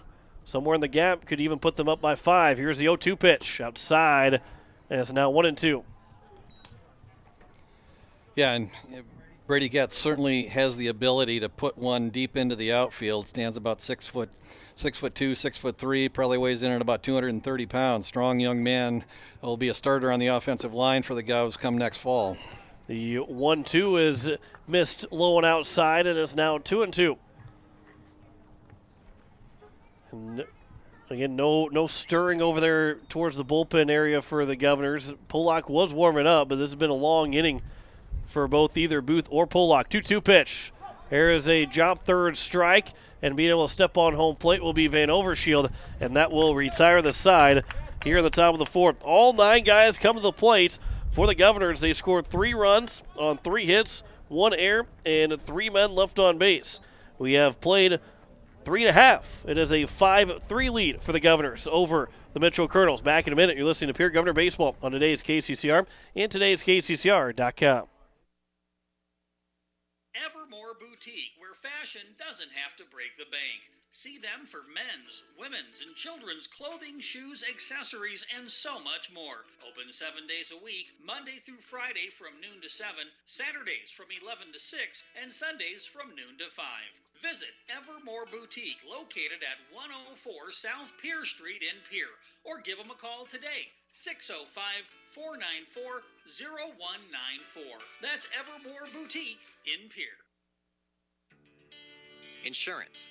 We all need it to protect our homes, health, businesses, and belongings. But having adequate coverage is just the beginning. You also need the support of professionals who stand by your side to protect what's important to you. Fisher Rounds & Associates combines the coverage you want with the commitment you need. Fisher Rounds & Associates, at your service, at your side, with offices in Pierre, Mitchell, Watertown, Sioux Falls, and Rapid City. Isaac Pollock is now on the mound here for the Pierre Governors as Aaron Booth's day comes to an end, but he has himself a 5-3 lead, does Isaac Pollock and also Aaron Booth after those 3 innings that he threw, and Pollock will look to keep it a 5-3 advantage for the Governors. John Wickler alongside Greg Dean here on this Saturday afternoon as we'll look at some more changes over at first base. I believe that is going to be Gary Nedved, and that might be the only change that we have so far, or at least the only one to tell you about, as the first pitch from Isaac Pollock is the number 7 hitter in Carson Fahey. So Nedved is over at first base. He'll take over for Bennett Dean. Here's the 1-0 pitch. That one's chopped foul the plate by the right fielder Fahey, who is 1 for 1 with a 2 RBI single back in the bottom of the first inning. Yeah, and we talked about Isaac Pollock. Good start from him last week. He got the win in that second day versus Rapid City Central. Through 3 innings, gave up 1 hit, 1 run. It was an earned run. Struck out 4, hit a batter. 2.33 ERA, whip .67. But again, 64% first pitch strikes for Isaac Pollock. I mean, that's a real solid number, and really what you like to see as a coach. Count is 2-2 here to Fahey, the leadoff hitter here in the bottom of the 4th inning. Here's the 2-2 pitch. That one's grounded to the left side. Keno's off to charge. A tough play, double clutch. The throw will get away from Nedved and will get to the right side, but backing up was Andy Gordon, so it'll be just a runner on first base to lead off the inning. I don't know if that was if Nedved makes the catch that he's even out at first base. It might be an infield single there for Fahey. We'll see how Game Changer scores that. It's back and forth whether it goes as an error or a base hit. It could go either way. I agree with you there, John. And we got another arm going down to get warm in the Pierre bullpen. I think that's going to be, looks like it's probably going to be Elliott Life. Jace Larson will foul the first pitch back, and it's 0-1 here to the number 8 hitter Larson, who grounded to the shortstop Kenols in his first at-bat. The runner was off for second in Fahey. Ethan Price was on deck for the Colonels. As Pollock will come set from the stretch, here is the 0-1 pitch. Just a bit outside, and it's now 1-1 to Larson. We talked about last weekend just how solid Isaac Pollock has been on the mound for Post 8 the last couple of years.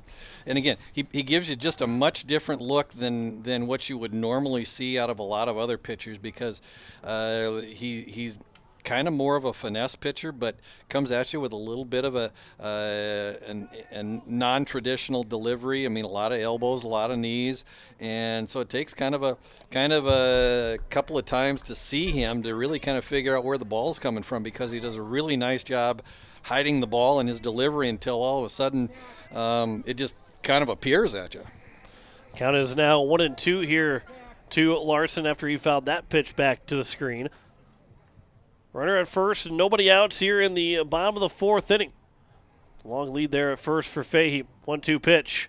That one's lined and back up the middle. Diving catch by the second baseman and Jaden Wiebe.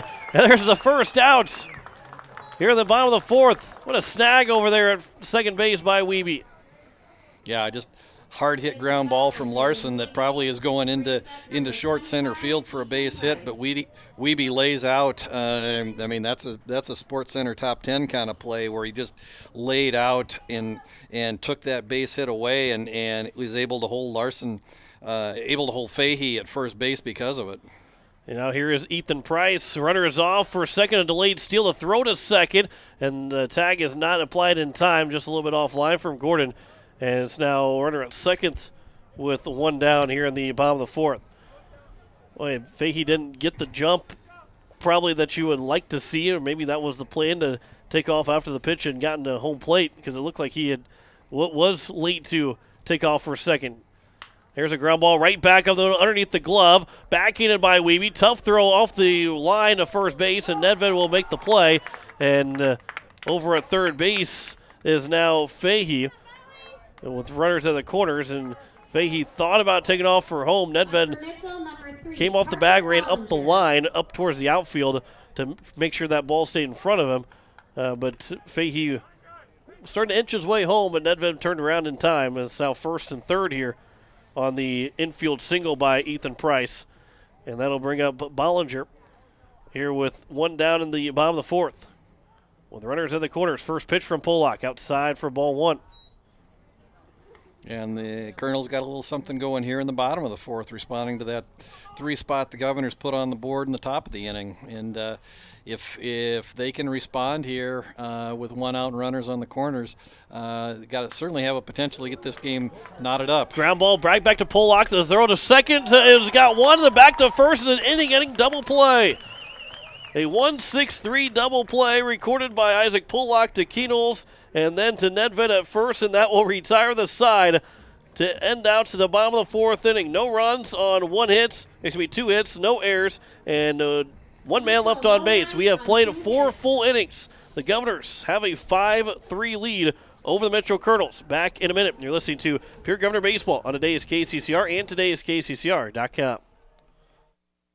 Bank West Insurance has the expertise and resources to deliver personalized service and customized solutions. As an independent agency, we shop dozens of companies to get you the best coverage at the best price. As your trusted choice for insurance coverage, we promise to go the extra mile so you can rest assured your loved ones and your assets are protected. Contact your local agent with Bank West Insurance to work for you. Not a deposit, not FDIC insured, not insured by any federal agency, not guaranteed by any bank, may go down in value, equal opportunity provider.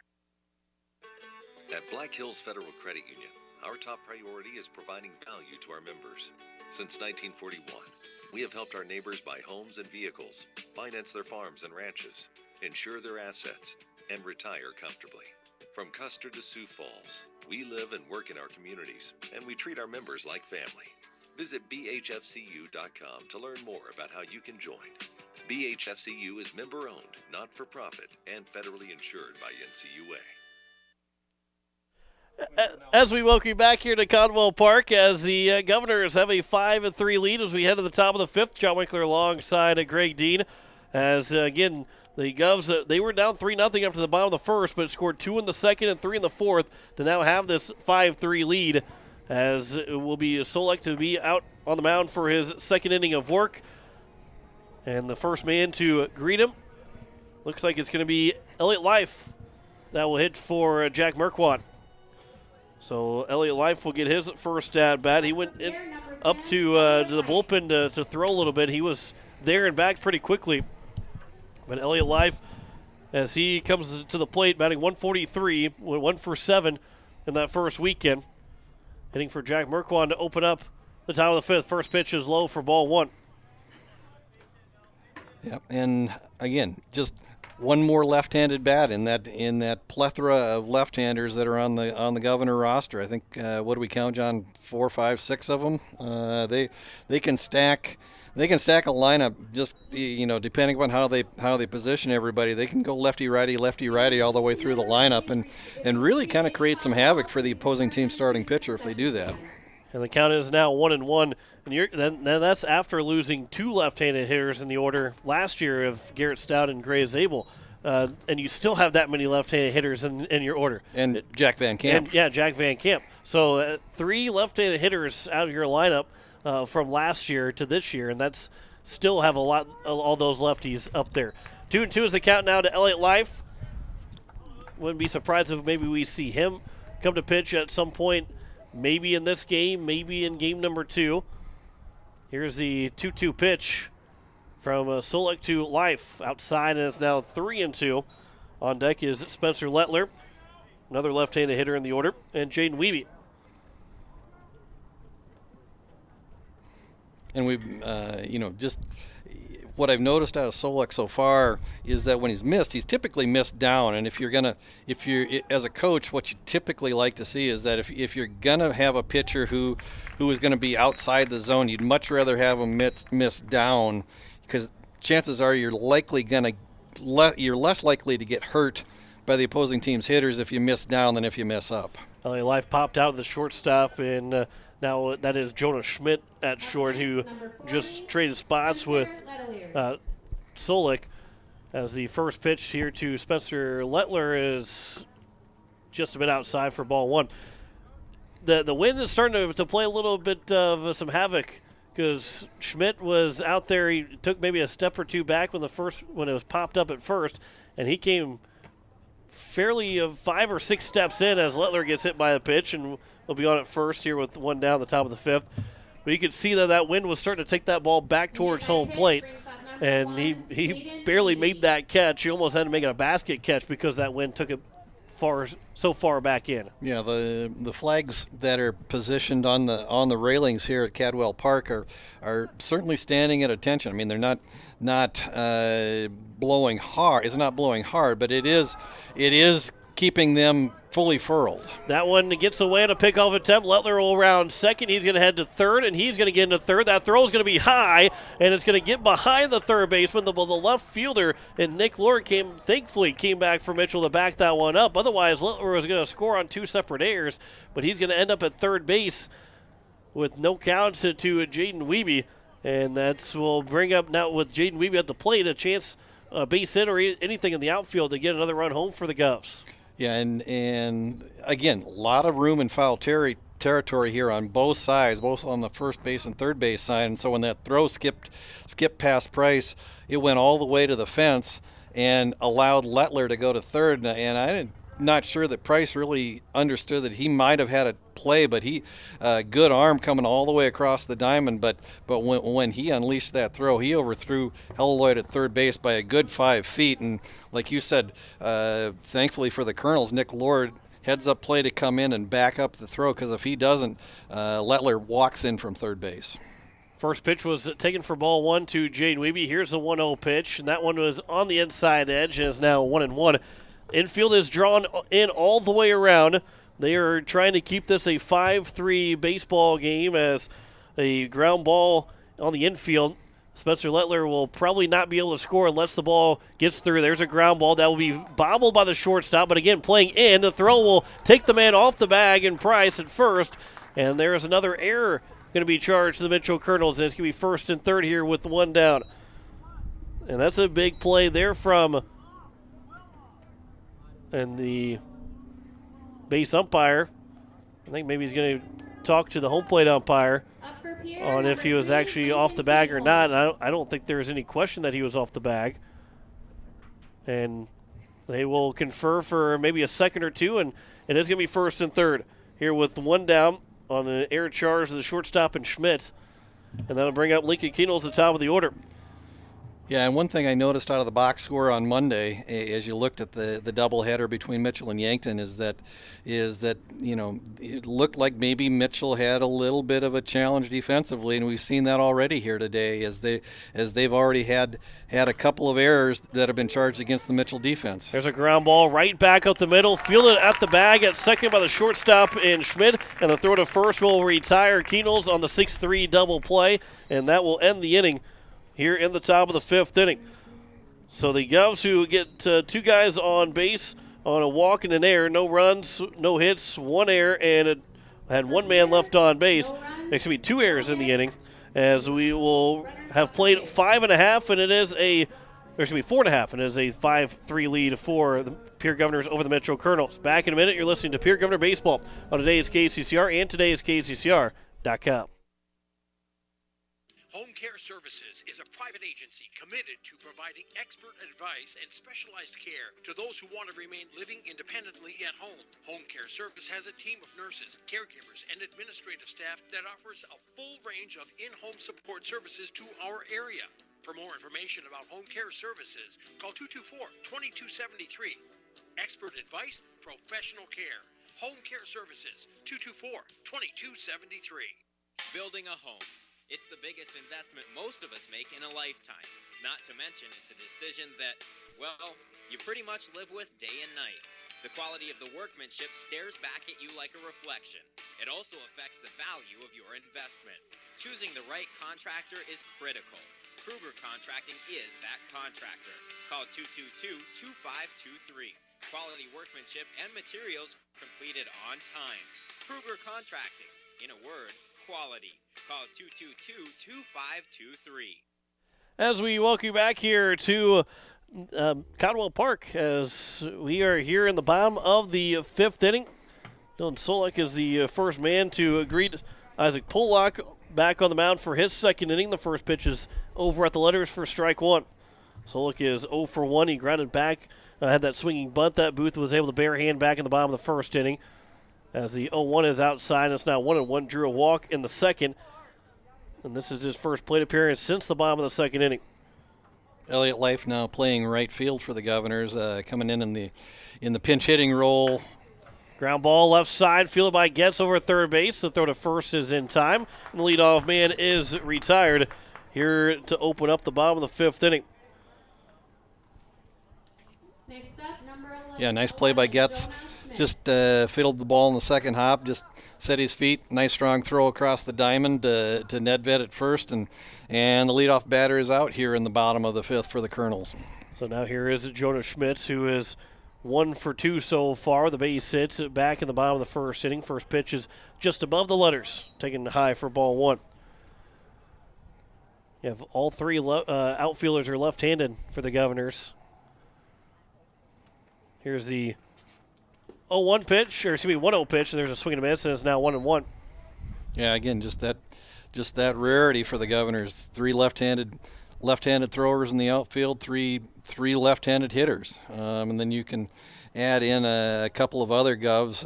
Bennett Dean being a left-handed hitter, throws off the right side, and then just again, it gives the coaching staff just a lot of options, being able to throw up some left-handers and give the opposing pitcher a little different look. Here's the 1-2 pitch from Isaac Pollock to Schmitz. Grounded right back up the middle, fielded by Keenels near the bag. The throw to first is high, but grabbed down by Gary Nedved, and that will retire now Schmitz. And there's two down here in the bottom of the fifth, and that'll bring up Jake Helloyd, who is 0 for 1. He walked and scored back in the first, and he also grounded up to Keenels in the third inning. Yeah, just a nice play by Keenholz, just able to track that ball down just as it was about ready to skip right over the top of second base into the outfield, and Keemon charged the ball and was able to do a nice job in terms of making a strong throw across the diamond to Nedved at first, and was able to retire Schmidt by a couple steps over at first base. Count is 0-1 to Helloyd, as Andy Gordon had overthrew Isaac Pollock, and then Isaac Pollock won a new ball, and they've actually thrown the ball out. That must have been why Andy Gordon threw the ball so high to Isaac Pollock. Here's the 0-1 pitch. That one is outside, and it's 1-1. I was about ready to say to overthrow Isaac Pollock on the mound is a pretty high throw, because Pollock's not a small guy, and he's standing on a hill. It makes him even taller. But the count is 1-1. But there's that excuse now for Andy Gordon to say, well, the ball was bad to begin with. Here's a 1-1 pitch. That one's popped up into right center field, going back on his Rasky, still going back, diving, can't make the catch. Elliot Life will pick it up. His throw into second will be cut off by Wiebe, and there's a two-out double. That's for the first time in this game that we've seen from either side. That was outfield was burnt, and it will be a double and a runner on second with two outs here in the bottom of the fifth. Yeah, and a ball that just from the right-handed hitting Helloyd just kept tailing away and just kept tailing towards right field. And Rasky went a long way from his. He was pretty much playing Helloyd straight up in center field, and just falling out of his reach over in right center field. And good play by Life to back up the play over in right field and hold Helloyd to a double. First pitch is a swing and a miss by Van Overshield, who is 0 for 1 with a strikeout back in the third inning.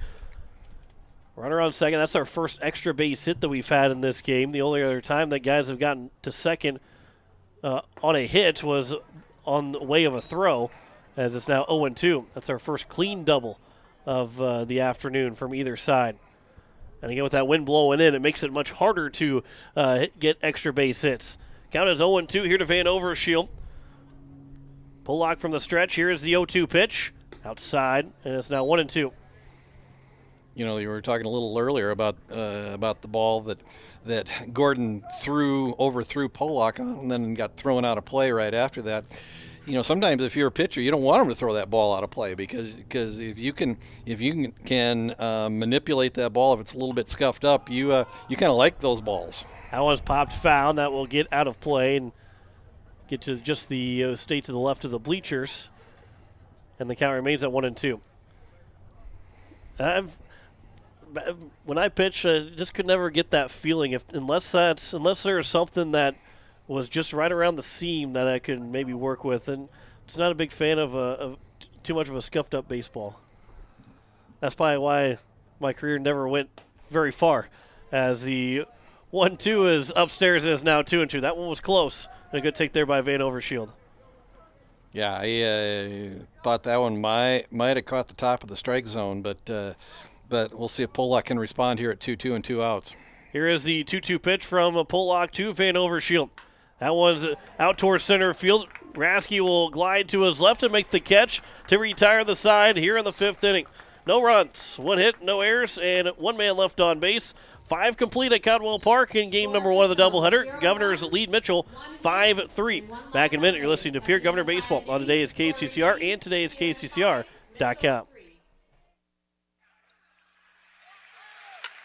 Sioux Nation of Fort Pierre knows what that sound is. It's baseball season. They also know that means it's grilling season. Sioux Nation has the Green Mountain Grill choices that you need for those hot dogs and burgers for tailgating. And let's be honest, you know there will be a steak in there too. Visit Sioux Nation of Fort Pierre and see their selection of grills. While you're there, also pick up some seasonings for your grilling needs. Visit Sioux Nation at 504 Deadwood Street, Fort Pierre. Looking for your next new or used car, truck, or SUV? Then go no further than the comfort of your own home. Shop online at lambmotor.com. On lambmotor.com, you'll find the vehicles Lambs has in stock. You can schedule a test drive or your vehicle's next tune-up, all online. New or used, shop for it all online, anywhere you are. Lamb Motor has the right vehicle for you. Lamb Motor in Oneida and online, lambmotor.com. As we welcome you back here to Caldwell Park in the top of the 6th inning, Joe Wicker alongside Greg Dean, as we Govs have a 5-3 lead over the Mitchell Colonels. As we head into the top of the 6th for the Govs, it'll be 2, 3, and 4 McGuire Rasky, Andy Gordon, and Gary Nedved, who will get his first at-bat, first plate appearance of this game. As we have played through those 5 innings, Dylan Solek still out on the mound for the Mitchell Colonels. And, Greg, this has been a little bit different here, a little bit different for the Governors, who are not used to. They've only gotten 3 hits so far. They were averaging, close to 20 hits a game almost. They're definitely averaging more than 10 hits a game in the first 4 games, but now only 3. They all came in the 4th inning, and it's been they've had to score runs in different ways, but, McGuire Rasky will get on base to start the top of the 6th after being hit by a pitch, and there's one way to get on base. Yeah, and the Governors, really had the offensive, the hitting shoes on last weekend out in Rapid City, and we knew coming into this game that this was going to be a good test for the Governors, and it certainly has been so far as we go into the top of the 6th, and now with the leadoff man on, first time I think the Governors have had the leadoff man on in any inning so far today. We'll see if they can manufacture something and try to expand this 5-3 lead. First pitch is missed for ball 1 to Andy Gordon, who is 0 for 1 so far. He was walked twice, and he also struck out. That was back in the 2nd inning. Here's the 1-0 pitch. Gordon out towards right field the other way. That one will hang up in the air long enough for the right fielder and fade to make the catch, and there's one down. Boy, the double that was hit by Helleloy seemed like it carried a little bit farther than what I thought it would, And then here for Andy Gordon, that fly ball looked like that was going to drop maybe 10 feet in front of Fahey, but it carried all the way out to him where he barely had to move to make the catch. Here's the first pitch now to Gary Nedved, his first at-bat. That one's popped up foul. It's going to stay in play with the first baseman, and Price could not find it. And it stays in play, but again, with all that foul territory, it's still going to be a tough play for Price. Yeah, he would have had to go a long way, and he lost that ball. I don't know if he lost it in the sun, but he only took about 2 steps, and you could just see he kind of gave up on the ball. And Fahey came in a long ways from right field, and he didn't have a play either, but was in a much better situation.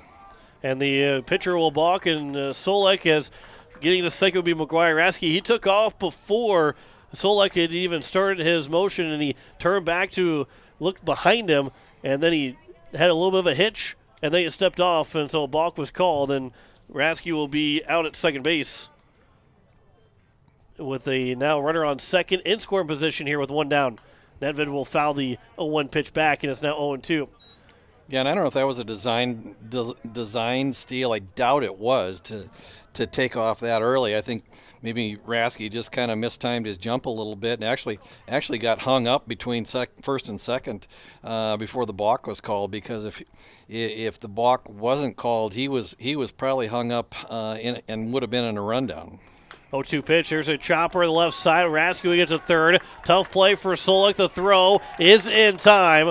And there's a runner on third base now as Nedved is called out at first.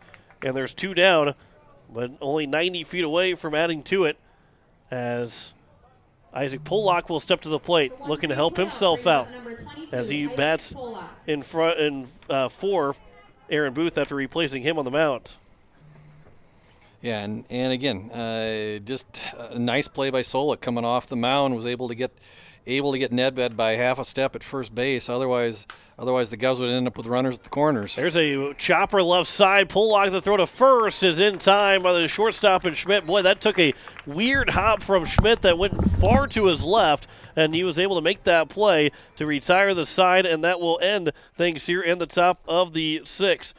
No runs, no hits, no errors, and 1 man left on base. After 5.5, it is a 5-3 lead here for the Pierre Governors. Back in a minute. You're listening to Pierre Governor Baseball on today's KCCR and today's KCCR.com.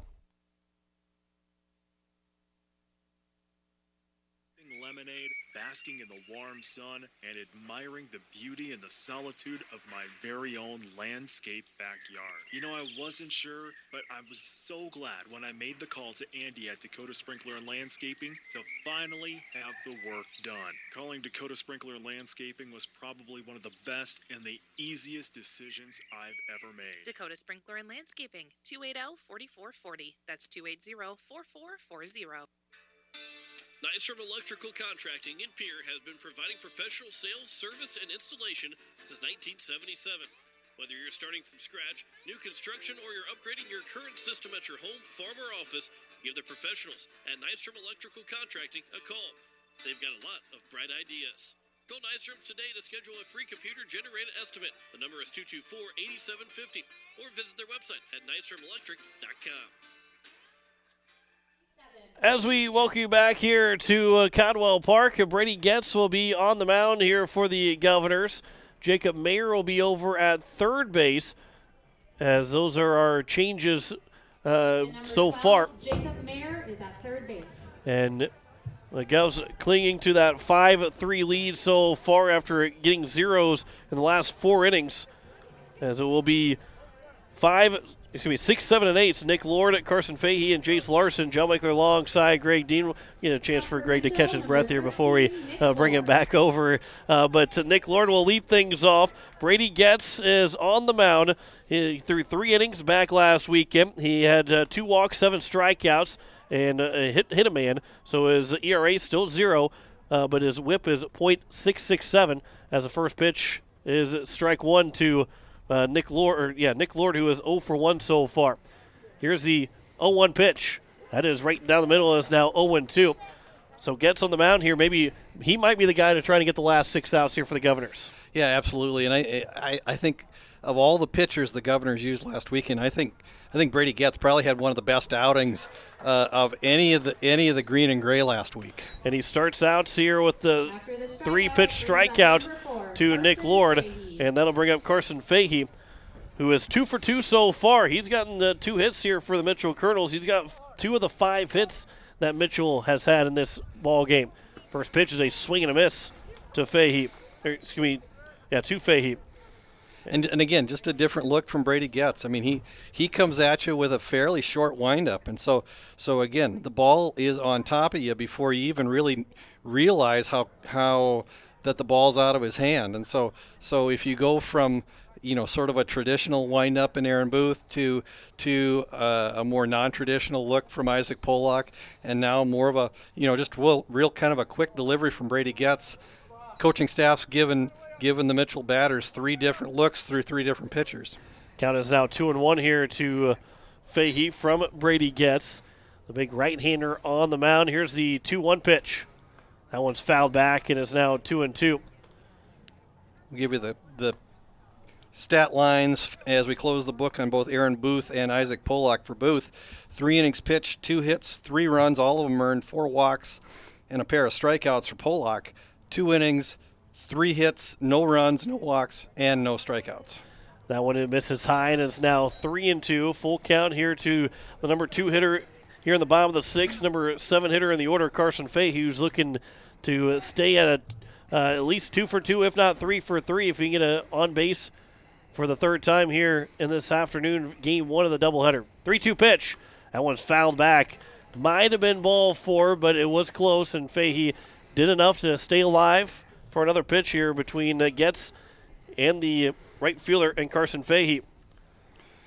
And if anything, the Governors probably were a little heavy on the walks last weekend out in Rapid City. 15 walks total allowed by the pitchers, an average of just right at 4 a game.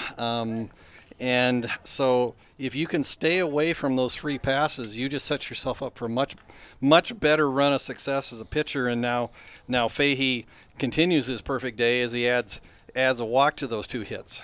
First pitch to Jace Larson, misses for ball 1. Larson is 0 for 2. He grounded out to the shortstop, Key Knowles, and also lined out to second, and Wiebe made that great diving catch that kind of gave the Governors a big boost there early in that bottom of the 4th inning. That one is over for strike 1, and is now 1-1 here to Jace Larson. Yeah, the Govs had 15 walks. They hit 9 guys, so that's 24 free passes in the first weekend in 4 games. It's not really. You don't really like to average 6 free passes in a game. Runners off. There's a ground ball. Key Knowles will step on the bag at second and throw to first. Another double play. The steal from Fahey worked out perfectly for the Governors as Key Knowles is already breaking over to the bag, and a 6-3 double play to retire the side. No runs, no hits, no errors, and no one left on base. 6 complete here at Caldwell Park. The Governors have a 5-3 lead over Mitchell. Back in a minute, you're listening to Pierre Governor Baseball on today's KCCR and today's KCCR.com. South Dakota's most serious noxious weed. This invader of roadside trees, pastures, and range is leafy spurge. This noxious weed infests over 300,000 acres. It's a perennial with a distinctive yellow-green color and stems that contain a milky sap. Roots can reach over 20 feet deep. There are several control options that producers can look at, including herbicide and biological control. If you have questions about leafy spurge, contact your local county weed and pest supervisor or the South Dakota Department of Agriculture. As long as you have a local cooperative, you'll never farm alone. At CHS Midwest Cooperative, our team is your team, ready to help you make the decisions that are vital to your operation. From the seed, plant health, and marketing the grain, to fuel to keep you running, the feed to supplement your herds, and the financing programs to make it all possible. We're here for you. Give CHS Midwest Cooperative a call today and let us show you the value of the co-op. Local, loyal, and trusted for generations. As we welcome you back here to Caldwell Park in Mitchell, top of the 7th. It'll be 6, 7, and 8. Brady Getz, Elliott Life, and Spencer Lettler. to try and add to this 5-3 lead. Have one more guy going down there to warm up, as that's going to be Lincoln Keenol. Maybe he's going to be the guy to try and get the final 3 outs in that 7th inning. And it might depend on if it's a 5-3 game or if the Governors are able to add 4 to 5 runs here, if maybe they stick with Brady Getz to finish out the 7th inning. So we'll see if a save situation is for the Governors, if that's where Keenol's comes in, or if maybe he's just warming up just to maybe warm up and maybe come in at some point in the 7th inning. Yeah, I think this is more precautionary more than anything else, and I think you hit the nail on the head, John, that in all likelihood Brady Getz is certainly going to come out and start the 7th inning, and will probably finish if he doesn't get in trouble. But I think the Governors are certainly ready and prepared in case they need to use a closer of some kind. Swinging bunts, and Brady Getz will get to first base. A throw from Van Overshield came up the line, and Price couldn't make the catch. Bouncing in front, and again, we'll see now. That might be, well, now we're going to have a discussion on if maybe Getz came up the line. No, I think it's just a courtesy runner. Well, the umpires are talking, though, here. Kaiser is coming on to run for Getz. I think maybe Price was saying that he was too far to the fair territory of the line and that he should have been out, but they're not going to. They talked, and Kaiser now will run for Getz for a courtesy runner, but be interesting to see what that one's called. If that's a base hit, I would assume that would probably be a base hit. That's a tough play for everybody to make. LA Life showing bunt, step off and a throw to first base, and Kaiser would dive back in safely. Yeah, and this is a little bit of a dangerous situation. Helleloyd comes charging hard off of third base, and the Governors have used that fake bunt pullback slash at bat, and so you don't want to get in too close because you really put yourself in harm's way if you come in too close before the batter's committed. LA Life will swing and miss. The throw to second is in time, and Cade Kaiser is out at second base. Elliott Life's swing looked like maybe that was going to be a hit and run where he just swung to try and disrupt Van Overshield. I think Kaiser is a little slow to take off to second, and that got him thrown out at second base, and there is now one down here in the top of the 7th inning. Because Elliott Life was, that it's not 1-1. That ball was nowhere close to where Life was swinging at, and I think that's where you can maybe see it was a hit and run, but Kaiser didn't get the jump that maybe he was wanting to get, and a good throw from Van Overshield and a good tag to get him out at second. Yeah, and just kind of like the end of the last inning, how the steal actually positioned Keenholz in a way to just pick up the ground ball and complete the double play on the 6-3 ground out, where he just turned that into a double play. Again, situation where the pitch on the outside part of the plate, Life swings over top of it. Good pitch for Van Overshield to handle, and he throws Kaiser out by 2 steps. Count is now 2-2 here to Elliott Life. Life is 0 for 1. He popped out to the shortstop in his first at bat. And here comes the now 2-2 pitch from the Solek to Life. That one's fouled back to the netting, and it remains at 2-2. Got put into a Twitter bet with his brother Drew Life yesterday because the Blues and Wild are playing 3 straight games. They're playing another tonight, and before the first game, we've placed a bet on whoever loses has to wear the other team's jersey. 2-2 pitch is a check swing that Life does swing, so now he will take off for first. It was a drop third strike, and the throw to first is in time, and there's now 2 down here in the top of the 7th. I say that because I say specifically that it happened before the game started last night because the Blues won 9-1 over the Wild, and I that might have been a deterrent if he had known what the final score was going to be. But there's still a chance, the Wild win tonight and they win on Monday, and I got to wear a Wild jersey. But I think right now the probability is he might be putting on a Blues jersey for a day. First pitch is fouled back by Spencer Lettler. Yeah, 9-1 is a tough go. That's a tough baseball score. That's a tough baseball score. Hockey makes it even tougher. Whew. Here's the 0-1 pitch to Spencer Lettler. That's grounded right back up the middle, fielded by the second baseman and Larson. The throw to first is in time, and that will end things here in the top of the 7th.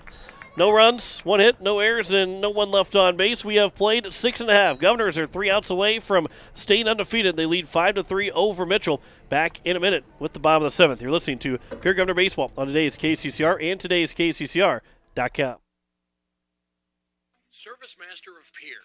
It's no secret we clean carpets professionally, but not many people know we clean furniture, kitchens, bathrooms, walls, floors, and windows. We also do fire and water restoration, plus construction cleanups. There's nothing we can't clean. Give Service Master a call at 224-9919. Service Master. The clean you expect, the service you deserve. Service Master, 224-9919. At Shane's Pharmacy, your health care is important, and Shane wants to be the pharmacist to take care of you. Shane's Pharmacy will make sure your prescriptions are filled in a timely manner, they will answer your questions, and they will even deliver to your home or office. Call 223-9200. Shane's Pharmacy, the pharmacy you know and trust. The number again is 223-9200. Shane's Pharmacy in Fort Pierre, proud to support high school athletics. We are here at the bottom of the 7th inning in game number 1. Brady Getz looking to get those last 3 outs as Ethan Price, we have a pinch hitter as the Mitchell Colonels will have their first pinch hitter of the ball game, and they'll then go back to the top of the order. And Ebert will be the first man to face Brady Getz here in the bottom of the 7th inning. The first pitch missed for ball 1. Here's the 1-0 pitch. That was right down the middle, and it's now 1-1 to Ebert. Govs have done a nice job after giving up those 3 runs in that 2-out rally for the Colonels in the bottom of the first inning. They put zeros up on the board all the rest so far, and we'll see if the green and gray can close it out here in the bottom of the 7th, up by 2, 5-3. Jackson Ebert takes strike 2, and it's now 1-2. He went 1 for 3 with an RBI triple on Monday in the one game that he played. 1-2 pitches a curveball that buckles Ebert and taken for strike 3. And Brady Getz will start the bottom of the 5th like he started the bottom of the 6th with a strikeout, his second of the afternoon. And there's now 1 down here in the bottom of the 7th. And Parker Bollinger, Dylan Solek will be the next 2 hitters, trying to get something started and something rolling here, as the Colonels are down to their final 2 outs here in game 1. First pitch is outside for ball 1. Bollinger, he is 0 for 3 with a ground out of the shortstop. He ground into a put out of 1-6-3, and then he ground into a 1-6-3 double play. Here's the 1-0 pitch. Inside edge, and it's now 1-1. That 1-6-3 put out was the one that went off of Aaron Booth, and then was a good play there from Lincoln Keenels in the stretch from Bennett Dean at first base. Then he grounded right back to Pollock in the bottom to end the bottom of the 4th inning. Here's the 1-1 pitch. Outside, now 2-1. Looked like it's tried to dial up a couple extra miles per hour on the fastball, and just let that one get away from him just a little bit on the outside part into the left-hand batter's box. Nice job by Andy Gordon to backhand that. There's a base hit back up the middle from Parker Bollinger, his first hit of the afternoon. That's just the 6th Mitchell Colonel hit here in game number 1. And that'll bring up Dylan Solek, who represents the tying run for the Mitchell Colonels. And again, the base runner doesn't hurt you right now with a 2-run lead. Governor's up 5-3 here in the bottom of the 7th, but you really gotta work the batter and just make sure that you don't give up an extra base runner right here. First pitch is over for strike 1 at the knees to Solek, who is 0 for 2. He grounded on that swinging bunt that Aaron Booth fielded in the first inning, walked in the second, and ground out to the third baseman Getz, who is now on the mound in the 5th inning. There's a ground ball back up the middle. That's through for a base hit, and it's now 1st and 2nd here with 1 down. And now we'll wait to see on what the coaching staff wants to do. The 3 coaches are talking about it right now, and that'll bring up the number 3 hitter and Jonah Schmidt. With runners at 1st and 2nd, Schmidt is 1 for 3 so far. The base hit back in the 1st inning. So now the tying run is aboard. The winning run is at the plate. With 1 down here in the bottom of the 7th, Jake Helloyd is on deck. First pitch from Getz to Schmidt. Over for strike one. And I would guess that Schmidt, if he gets on base, that Lincoln Keenels will probably come into pitch. Or if anybody else gets on base in the next two hitters, that Keenels will come into pitch. There's a swing and a miss, and it's now 0-2. Yeah, kind of changed the eye level on that pitch. Almost kind of a changeup that kind of up in the zone, and Schmidt just kind of out in front on that one. Here comes the 0-2 pitch now from Getz to Schmidt. On its way, and curveball that doesn't quite get the zone, and it's now 1-2. Getz is looking for a 6-out save here against the Mitchell Colonels in game one. Here comes the 1-2 pitch from Getz to Schmidt.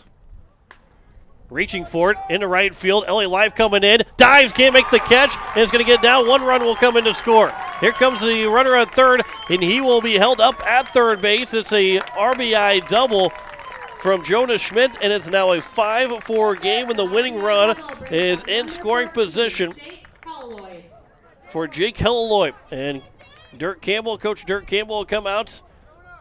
And it looks like Lincoln Keenels will be the guy to come to the mound to try and close this one out here with one down in the bottom of the seventh on the RBI double from Jonas Schmidt that makes it a 5-4 game. We'll step aside and tell you the changes after this minute break. You're listening to Pierre Governor Baseball on today's KCCR and today's KCCR.com. Comtech in Pierre invites you to come out and check out their expansive showroom. It's filled with everything you need to thrive in today's technology-dependent world and a knowledgeable staff to guide you through. Comtech has TVs, computers, personal electronics to commercial electronics, anything to fit your technology needs. The experienced professionals at Comtech can guide you through any questions you may have. Whether you struggle with technology or live for it, Comtech can help you find exactly what you're looking for. Comtech will even install and service what they sell, so you don't have to worry once you get your products home. Comtech, located at 1601 North Lowell Avenue behind Walmart. Check them out online at comtechplus.com. This winter, sip on a delicious hot cocoa and lose yourself in the grace of a fresh falling snow before you smash that hot mug on the driveway and join First Dakota to bank some noise for winter sports. Stomp for block shots, holler for match ceiling takedowns, and go berserk for a perfect dismount. Let's give the home team all we've got. Bank some noise with us at First Dakota National Bank. Open a new account online today at firstdakota.com. Member FDIC. So Lincoln Keenels will come out to the mound for the first time of 2021, and he needs two big outs with the runners at second and third and a one-run lead here for the Pierre Governors. 5-4 in the bottom of the seventh. Looks like Brady Getz will move back to third base. Jake Mayer then will be at short, and that's the changes that they've had that will be had for the Pierre Governors. And Keenels is into a big spot. You know, we saw him throw really well in the postseason of Legion baseball, pretty much all the way through the season, but they're really well in the postseason for Legion last summer. But he's coming into a pretty tough spot here for his first appearance in 2021. Yeah, and Keenholz, good velocity on his fastball. We'll see if he can command those second and third pitches, but this is a big spot. I mean, just, base hit with one out and good speed on the base pass for Mitchell will potentially has the potential to end this game. Helleloy will step to the plate with a runner with the free base at first. That one's fouled down the right field line. That will get out of play, and it's 0-1. Greg and I talked about this in the commercial break on if you would put Helleloy on at first just because you have the open bag and you can put the infield, the middle back for a double play chance, but they do not elect to put him on base. Here's the 0-1 pitch that is upstairs, and it's now 1-1. So the infield is drawn all the way in around. A ground ball will, if the runner breaks for home in Solik, they will be able to try and throw him out. Otherwise, a base hit could tie the game up, if not win it. There's a 1-1 pitch. There's a swing and a miss, and it's now 1-2. The outfield is in fairly shallow as well. I mean, it's a day when the ball, you really haven't seen much get over the outfielders' heads, and so any fly ball to the outfield's probably coming home. There's a swing and a miss by Helleloy, and he goes down on strikes, and there's now two down, and that'll bring up Joe Van Overshield. So now the infield can go back, and a ground ball can end the ball game. And coaching staff is saying that's why we didn't put Helleloy on at first. We were expecting a strikeout from Keenels, and there's two away. Keenels is working from the windup. First pitch to Van Overshield is over for strike one. So a base hit would at least tie the ball game up. If not, Mitchell could win it. The open bag at first base. Van Overshield could get on without having this game tied back up. And the count is now 0-2. Or Keenels could end it with a strikeout with the next pitch or anything into the field of play. In the bottom of the 7th with 2 down. Rasky playing the game, shifting Van Overshield into right center. 0-2 pitch and a swing and a miss, and Keenels comes in and strikes out the 2 guys that he faces to get the win for the Pierre Governors. They win it 5-4 here in the bottom of the 7th on a big save there from Lincoln Keenels, and it is a 5-4 win for the Govs. As we have just passed the 3 o'clock hour, listen to KCCR Pierre Riverfront Broadcasting Station. 2 hours and 2 minutes, the time of game number 1. And the Govs have stay undefeated at 5-0 as Mitchell falls for the first time here in 2021. Now they fall to 2-1. Back in 3 minutes to wrap this first game up and start to get you set for game number 2. You're listening to Pierre Governor Baseball. Today is KCCR and today is KCCR.com.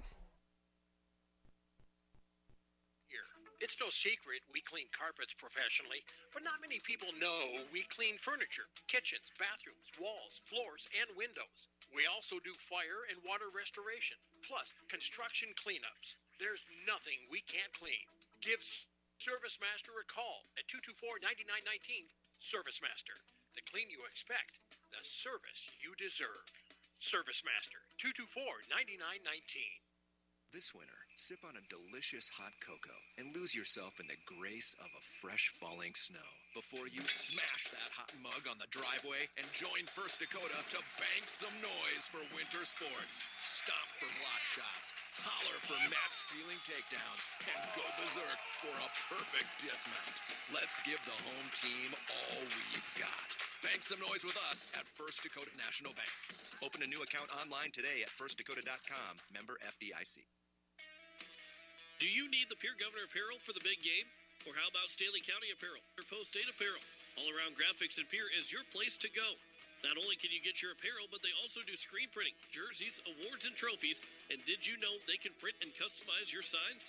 All-around graphics can do it all. Located at 819 North Euclid Avenue or call 224-4677.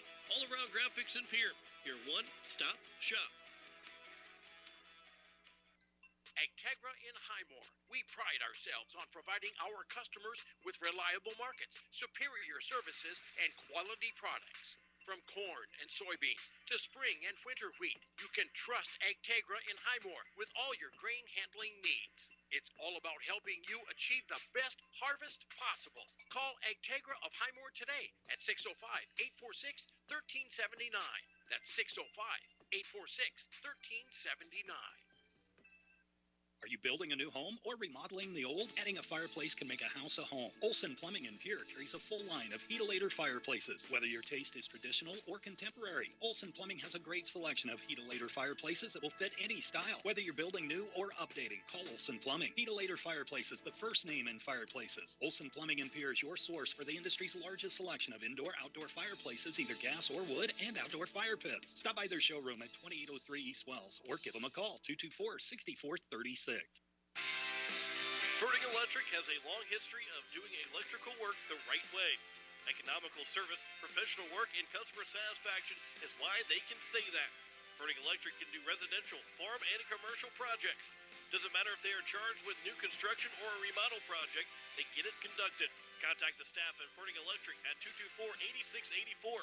They can light a spark into your next project. Ferding Electric, 224-8684. As we welcome you back here to Cottonwell Park as the Govs win game number 1, 5-4 over the Mitchell Colonels. John Michael alongside Greg Dean.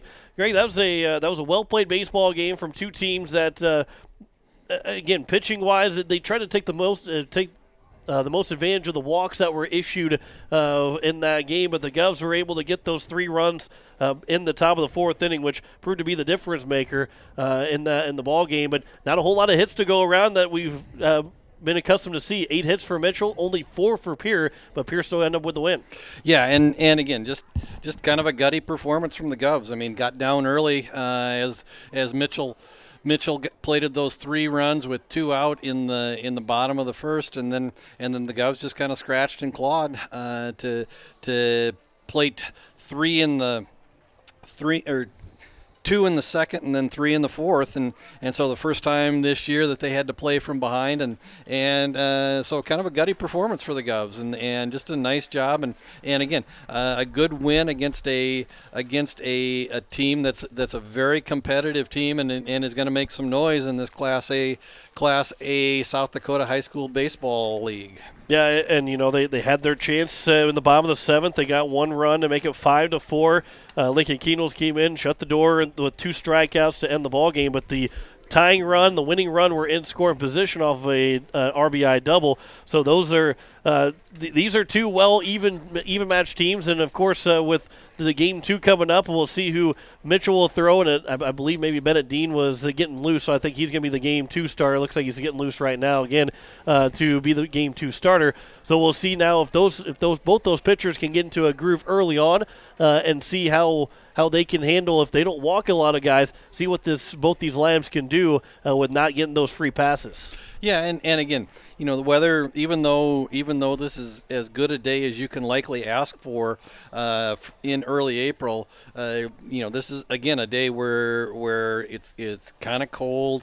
The wind is blowing. It's just a situation where, and with wood bats, you're just probably not going to see balls hit to the fence, especially in this ballpark where it's 340 down both the left field and right field lines, 374 into the gaps, and 420 to straightaway center. And so this is a day when you kind of try to take advantage of what the other team will give you, and whether that's a walk, hit by batters, having to play a little bit of small ball. That this is a day when if the other team will allow you to take advantage of that's when you have to do that, and just and that's where you got just a little bit nervous for the Governors, leaving the bases loaded in both the first and the third innings, and not being able to play to run in either time. Yeah, it's a weird final score for you because they had 5 runs on 4 hits, no errors, but they left 9 guys on base.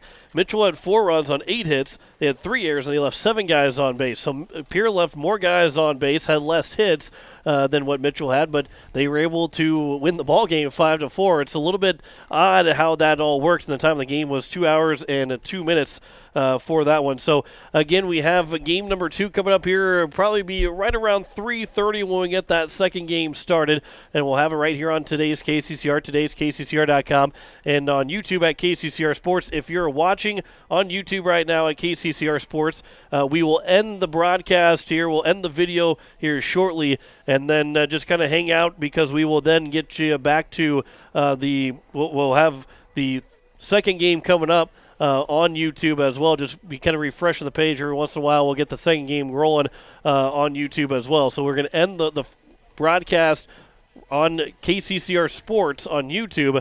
We'll still be able to, you can hear all the commercials. We'll throw it to Zach's weekend news here in just a little bit as well.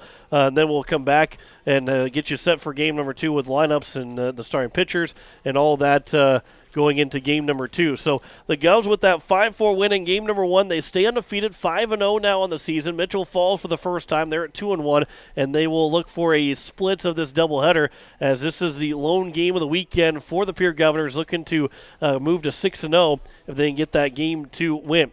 So we will step aside for 3 minutes. We will come back and we'll hear from News Director Zach Nelson with his check of weekend news. You're listening to Pierre Governor Baseball on today's KCCR and today's KCCR.